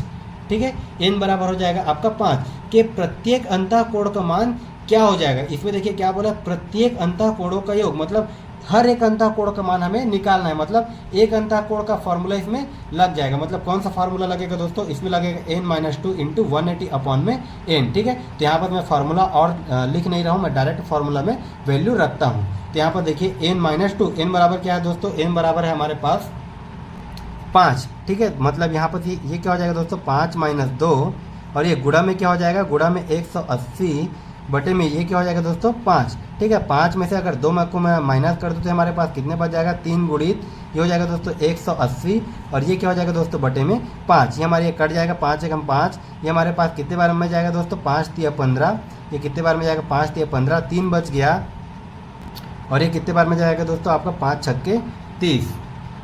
मतलब हमारे पास क्या बच गया दोस्तों, देखिए 36 गुणित 5, ठीक है। अगर इसको मैं गुणा कर दूं तो ये हमारे पास कितना हो जाएगा, सॉरी यहाँ पास ये हमारा 5 नहीं होगा, ये हो जाएगा दोस्तों हमारा 36 गुणित 3, ठीक है। ये हो जाएगा दोस्तों हमारा 36 गुणित 3, क्योंकि यहाँ पर ये 3 बचा है, ठीक है। तो 36 गुणित 3 मतलब ये 6 तिया, ये हमारा कितना हो जाएगा दोस्तों, 6 तिया 18 बचा 1, 3 तिया 9, 9 और ये 1 कितना हो जाएगा दोस्तों 10, ठीक है। मतलब ये हमारा कितना आ जाएगा दोस्तों फाइनल आंसर 108 अंश, जो कि आपका दिया गया है दोस्तों, देखिए ऑप्शन नंबर सी में, ठीक है। ये हो जाएगा हमारा आंसर। तो इस प्रकार के प्रश्न को आप बिना फॉर्मूला के बना ही नहीं सकते, ठीक है। आप इन सभी फॉर्मूला को बिल्कुल याद रखिएगा। आप चाहो तो स्क्रीनशॉट ले लीजिए, या फिर आप चाहो तो दोस्तों इसको नोट डाउन भी कर सकते हो, ठीक है। इसी के साथ ये जो क्लास है इसका पीडीएफ नोट्स आपको टेलीग्राम चैनल पर प्रोवाइड करा दिया जाएगा। तो डिस्क्रिप्शन बॉक्स पे टेलीग्राम चैनल का लिंक भी दे दिया जाएगा, आप वहाँ पर जाके ज्वाइन हो जाइए। वहाँ पर आपको सभी क्लास का पीडीएफ नोट्स भी मिलेगा और वहाँ पर आपका डाउट भी क्लियर हो जाएगा। तो चलिए हम देखते हैं हमारा अगला क्वेश्चन नंबर 22 क्या दिया है। देखिए, किसी स्थान पर कुछ कबूतर तथा हाथी खड़े हैं। यदि उनके पैरों की संख्या 230 तथा सिरों की संख्या 60 हो तो हाथी की संख्या कितनी है, ये हमें निकालना है। तो फिर प्रयास कीजिए। इसका बहुत ही अच्छा मैंने शॉर्ट ट्रिक आपको बताया हुआ है। तो देखिए दोस्तों, इस क्वेश्चन को बनाने का 2 तरीका मैंने आपको बताया था, ठीक है। एक हम क्या करते हैं, x और y मान के, ठीक है। x प्लस y बराबर उसके सिरों की संख्या, उसके बाद 4x प्लस 2y बराबर उसके पैरों की संख्या, ठीक है। इस प्रकार से हम इसको बना सकते हैं। लेकिन इसका एक और शॉर्ट ट्रिक क्या होता है, देखिए इस क्वेश्चन को बनाने का एक और शॉर्ट ट्रिक मैंने आपको क्या बताया था, ठीक है। तो यहाँ पर देखिए हम किससे सबसे पहले कंपेरिजन करेंगे दोस्तों, हम 4 पैर वालों से, ठीक है। हम कंपेरिजन करेंगे 4 पैर वालों से, क्योंकि गड़बड़ उसी के साथ होता है, ठीक है। अब तो देखिए इसका ट्रिक क्या हो जाएगा दोस्तों, ये हो जाएगा आपका लेग अपॉन 2 माइनस में ये हमारा क्या हो जाएगा दोस्तों हेड, ठीक है। लेग अपॉन 2 माइनस में ये हमारा क्या हो जाएगा हेड। अब यहाँ पर देखिए दोस्तों आपका लेग मतलब ये पैरों की संख्या कितना दिया गया है, पैरों की संख्या में दिया गया दोस्तों 230, पैरों की संख्या में दिया है 230 बटे में ये हमारा क्या हो जाएगा, ये हो जाएगा दोस्तों हमारा बटे में 2 माइनस हेड मतलब सिरों की संख्या कितने दोस्तों, ये है हमारे पास 60, ठीक है। ये है हमारे पास 60। तो अगर मैं इसको कटा दूं, ये हमारे कितने बार में जाएगा दोस्तों, हमारा 1 1 5 115 बार में। तो 115 में से अगर मैं 60 को माइनस कर दूं तो ये हमारे पास कितना बच जाएगा दोस्तों, हमारे पास ये देखिए हमारे ये 5 बच गया। ये भी हमारा कितना बच गया दोस्तों 5, मतलब ये कितना बच गया दोस्तों हमारे पास ये 55। अब देखिए जो भी वैल्यू आएगा दोस्तों ये हमारा रहेगा 4 पैर वाले का, ठीक है। ये हमारा रहेगा दोस्तों हमेशा 4 पैर वाले का। अब यहाँ पर देखिए 4 पैर किसका होगा दोस्तों, ये आपका कबूतर का तो होगा नहीं, मतलब ये 4 पैर किसका होगा दोस्तों, हाथी का। तो इसमें देखिए हमें किसकी संख्या पूछा गया दोस्तों, हमें पूछा गया दोस्तों हाथी की संख्या, ठीक है। तो हाथी की संख्या कितना हो जाएगा दोस्तों, ये होगा हमारा 55, जो कि आपका दिया गया ऑप्शन नंबर ए में, ठीक है। तो इस फॉर्मूला को आप याद रखिएगा, यहाँ से आप डायरेक्ट निकाल सकते हो। तो चलिए हम चलते हैं, हमारा अगला क्वेश्चन क्या दिया है। देखिए 2 संख्याएं तीसरी संख्या से क्रमशः 30% और 37% कम है, तो दूसरी संख्या पहली संख्या से कितने प्रतिशत कम है, यह हमें पूछा गया है। बहुत ही इंपॉर्टेंट प्रश्न है, बहुत ही इजी प्रश्न है। तो फिर प्रयास कीजिएगा, सभी से बनना चाहिए प्रश्न।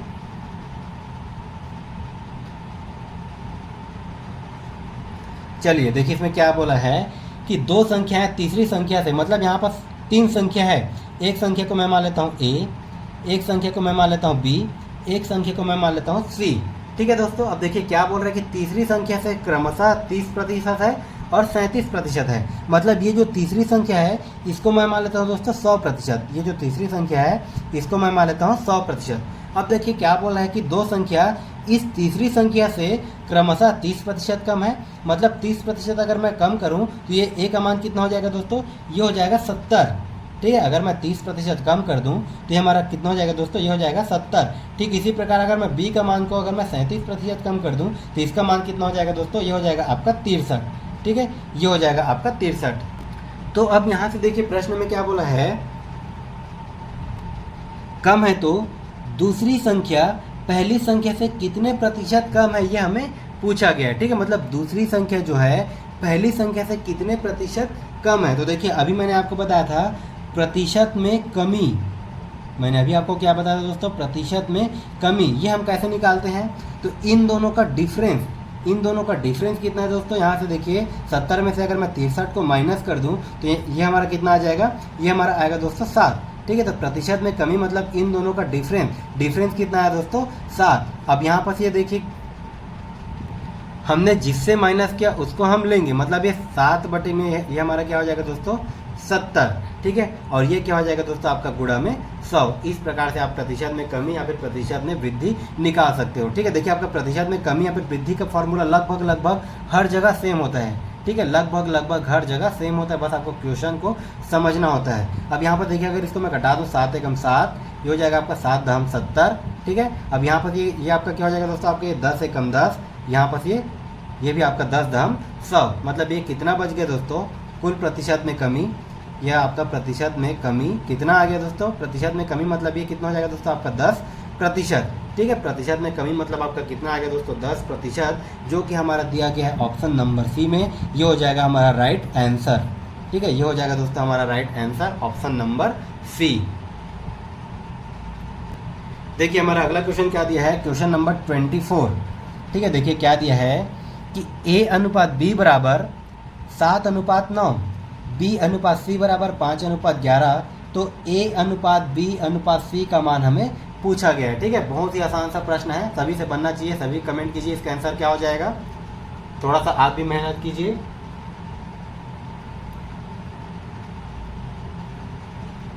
चलिए देखिए इसको बनाते हैं हम। क्या दिया है, देखिए क्या दिया दोस्तों, A अनुपात B बराबर 7:9 है।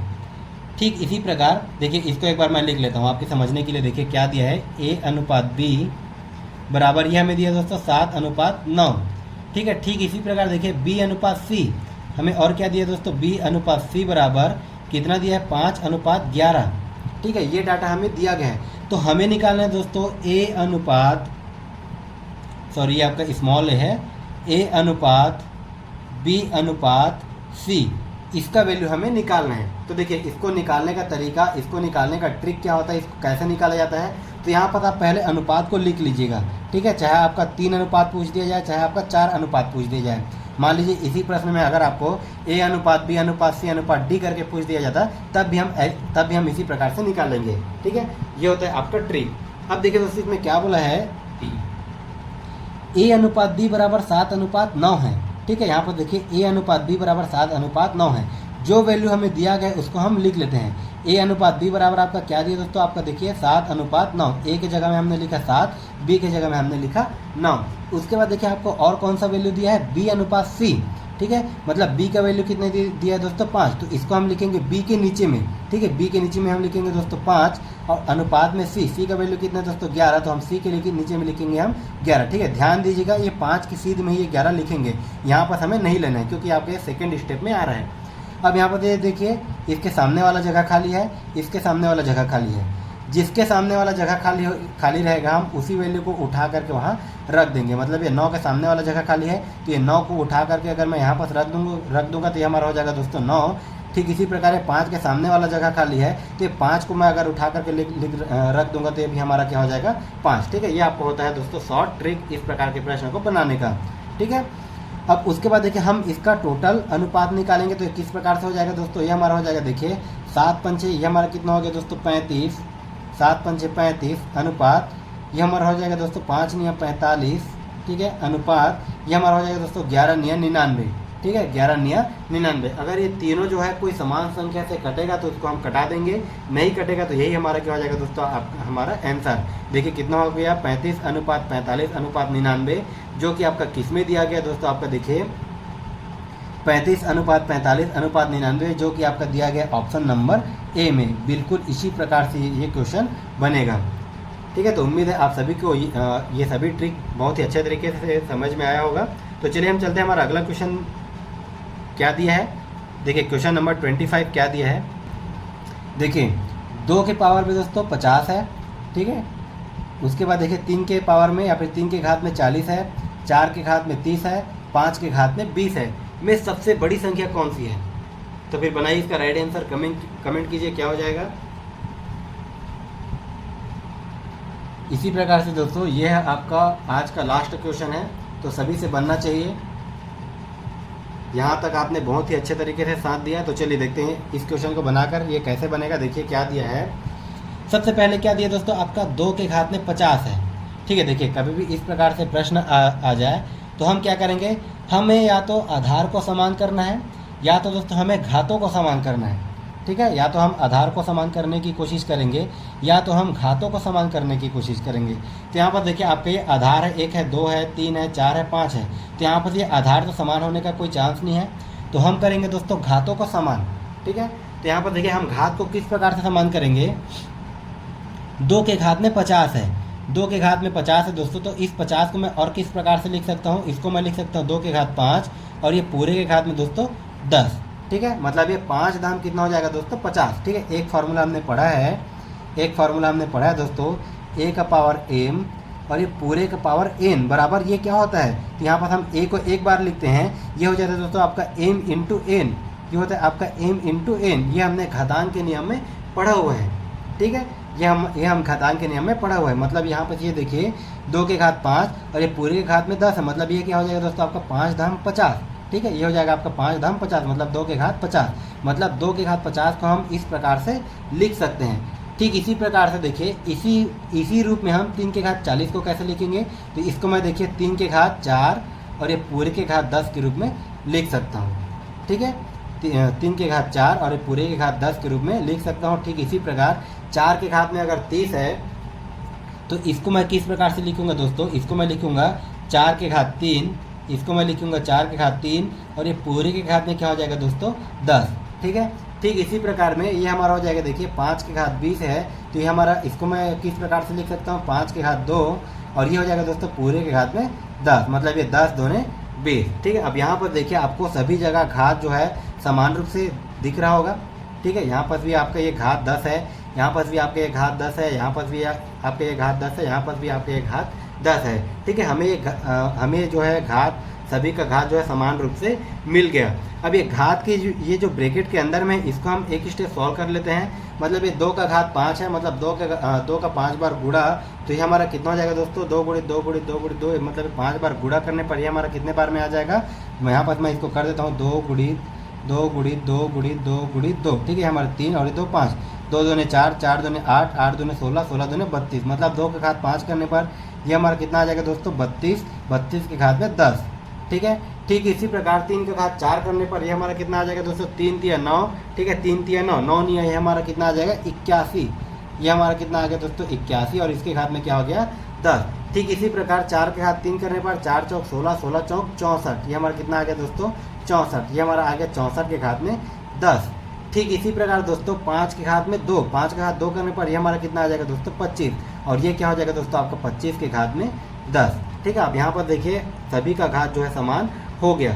अब ये हमारा सबसे छोटा सबसे बड़ा, हम इसको बिल्कुल आसानी से निकाल सकते हैं। ठीक है, देखिए जिसका आधार सबसे बड़ा होगा, ठीक है, क्योंकि यहाँ पर ये सभी का घात जो है समान है, तो जिसका आधार सबसे बड़ा होगा वही हमारा सबसे बड़ा वैल्यू निकल करके आ जाएगा। जिसका आधार सबसे छोटा होगा वही वैल्यू हमारा सबसे छोटा निकल करके आ जाएगा। तो यहाँ पर इन चारों में देखिए किसका आधार सबसे ज़्यादा है, तो ये हमारे 81 के घात 10 वाला सबसे ज़्यादा है। तो 81 के घात 10 ये आपका किसको सॉल्व करने पर आया दोस्तों, ये आया आपका 3 के घात 40 को सॉल्व करने पर। ठीक है, ये आया 3 के घात 40 को सॉल्व करने पर। मतलब देखिए इसमें क्या पूछा दोस्तों सबसे बड़ी संख्या, तो इन चारों में सबसे बड़ी संख्या क्या निकल करके आ गया दोस्तों, ये हमारा निकल करके आ गया 340। ये हो जाएगा हमारा आंसर। ठीक है, यहीं पर अगर हमें सबसे छोटी संख्या पूछ दिया होता तो यहाँ पर देखिए हम आधार को देखेंगे सबसे छोटी संख्या कौन सी है, तो यह है दोस्तों आपका 25 के घात में 10। तो यहाँ पर ये हमारा सबसे छोटी संख्या निकल करके आ जाता है। ठीक है, ये 25 के घात 10 आपका किसको सॉल्व करने पर आया दोस्तों, तो ये आया हमारा 5 के घात में 20। तो इस क्वेश्चन का राइट आंसर क्या हो जाएगा दोस्तों आपका, देखिए सबसे बड़ी संख्या 3 के घात 40, जो कि दिया गया दोस्तों आपका ऑप्शन नंबर बी में। ये हो जाएगा हमारा राइट आंसर। तो ये रहे दोस्तों आज का हमारा टॉप 25 प्रश्न। ठीक है, उम्मीद है आप सभी को यह वीडियो बहुत ही पसंद आया होगा। और वीडियो के लास्ट में दोस्तों आपने टोटल कितना नंबर स्कोर किया, आप ये हमें कमेंट करके ज़रूर बताइए। आपको हमारा वीडियो कैसा लगा ये भी आप हमें कमेंट करके बताइए। और अगर आप हमारे चैनल पर नए हैं तो आप हमारे चैनल को सब्सक्राइब कर लीजिए, ताकि आपको इसी प्रकार से बहुत ही इंपॉर्टेंट वीडियोस मिलते रहें। ठीक है, आपका शिक्षक भर्ती के लिए हो या फिर CG टेट के लिए हो, आपको इसी प्रकार से वीडियो मिलता रहे। ठीक है। इसी के साथ दोस्तों आप वीडियो को जो है दूसरे ग्रुपों में दूसरे बच्चों के साथ शेयर भी कीजिए ताकि उनको भी हेल्प मिल सके। इसी के साथ दोस्तों आपका जो भी मैराथन क्लास है और ये आपका लाभ हानि हो गया और ये क्षेत्र मिति वाला चैप्टर का जो मैराथन क्लास है, इन सभी का लिंक मैं आपको डिस्क्रिप्शन बॉक्स पर दे दूंगा। ठीक है, आप वहां से जाकर के सभी मैराथन को देख सकते हैं, वहां से भी आपको काफ़ी हेल्प मिलने वाला है। अगर आपने हमारा पूरा मैथ्स का क्लास देख लिया तो आप सीजी टेट में बहुत ही अच्छा स्कोर कर सकते हैं। तो फिर मिलते हैं दोस्तों अगले क्लास में एक नए टॉपिक और एक नए ट्रिक के साथ। तब तक के लिए धन्यवाद। स्वस्थ रहिए, मस्त रहिए।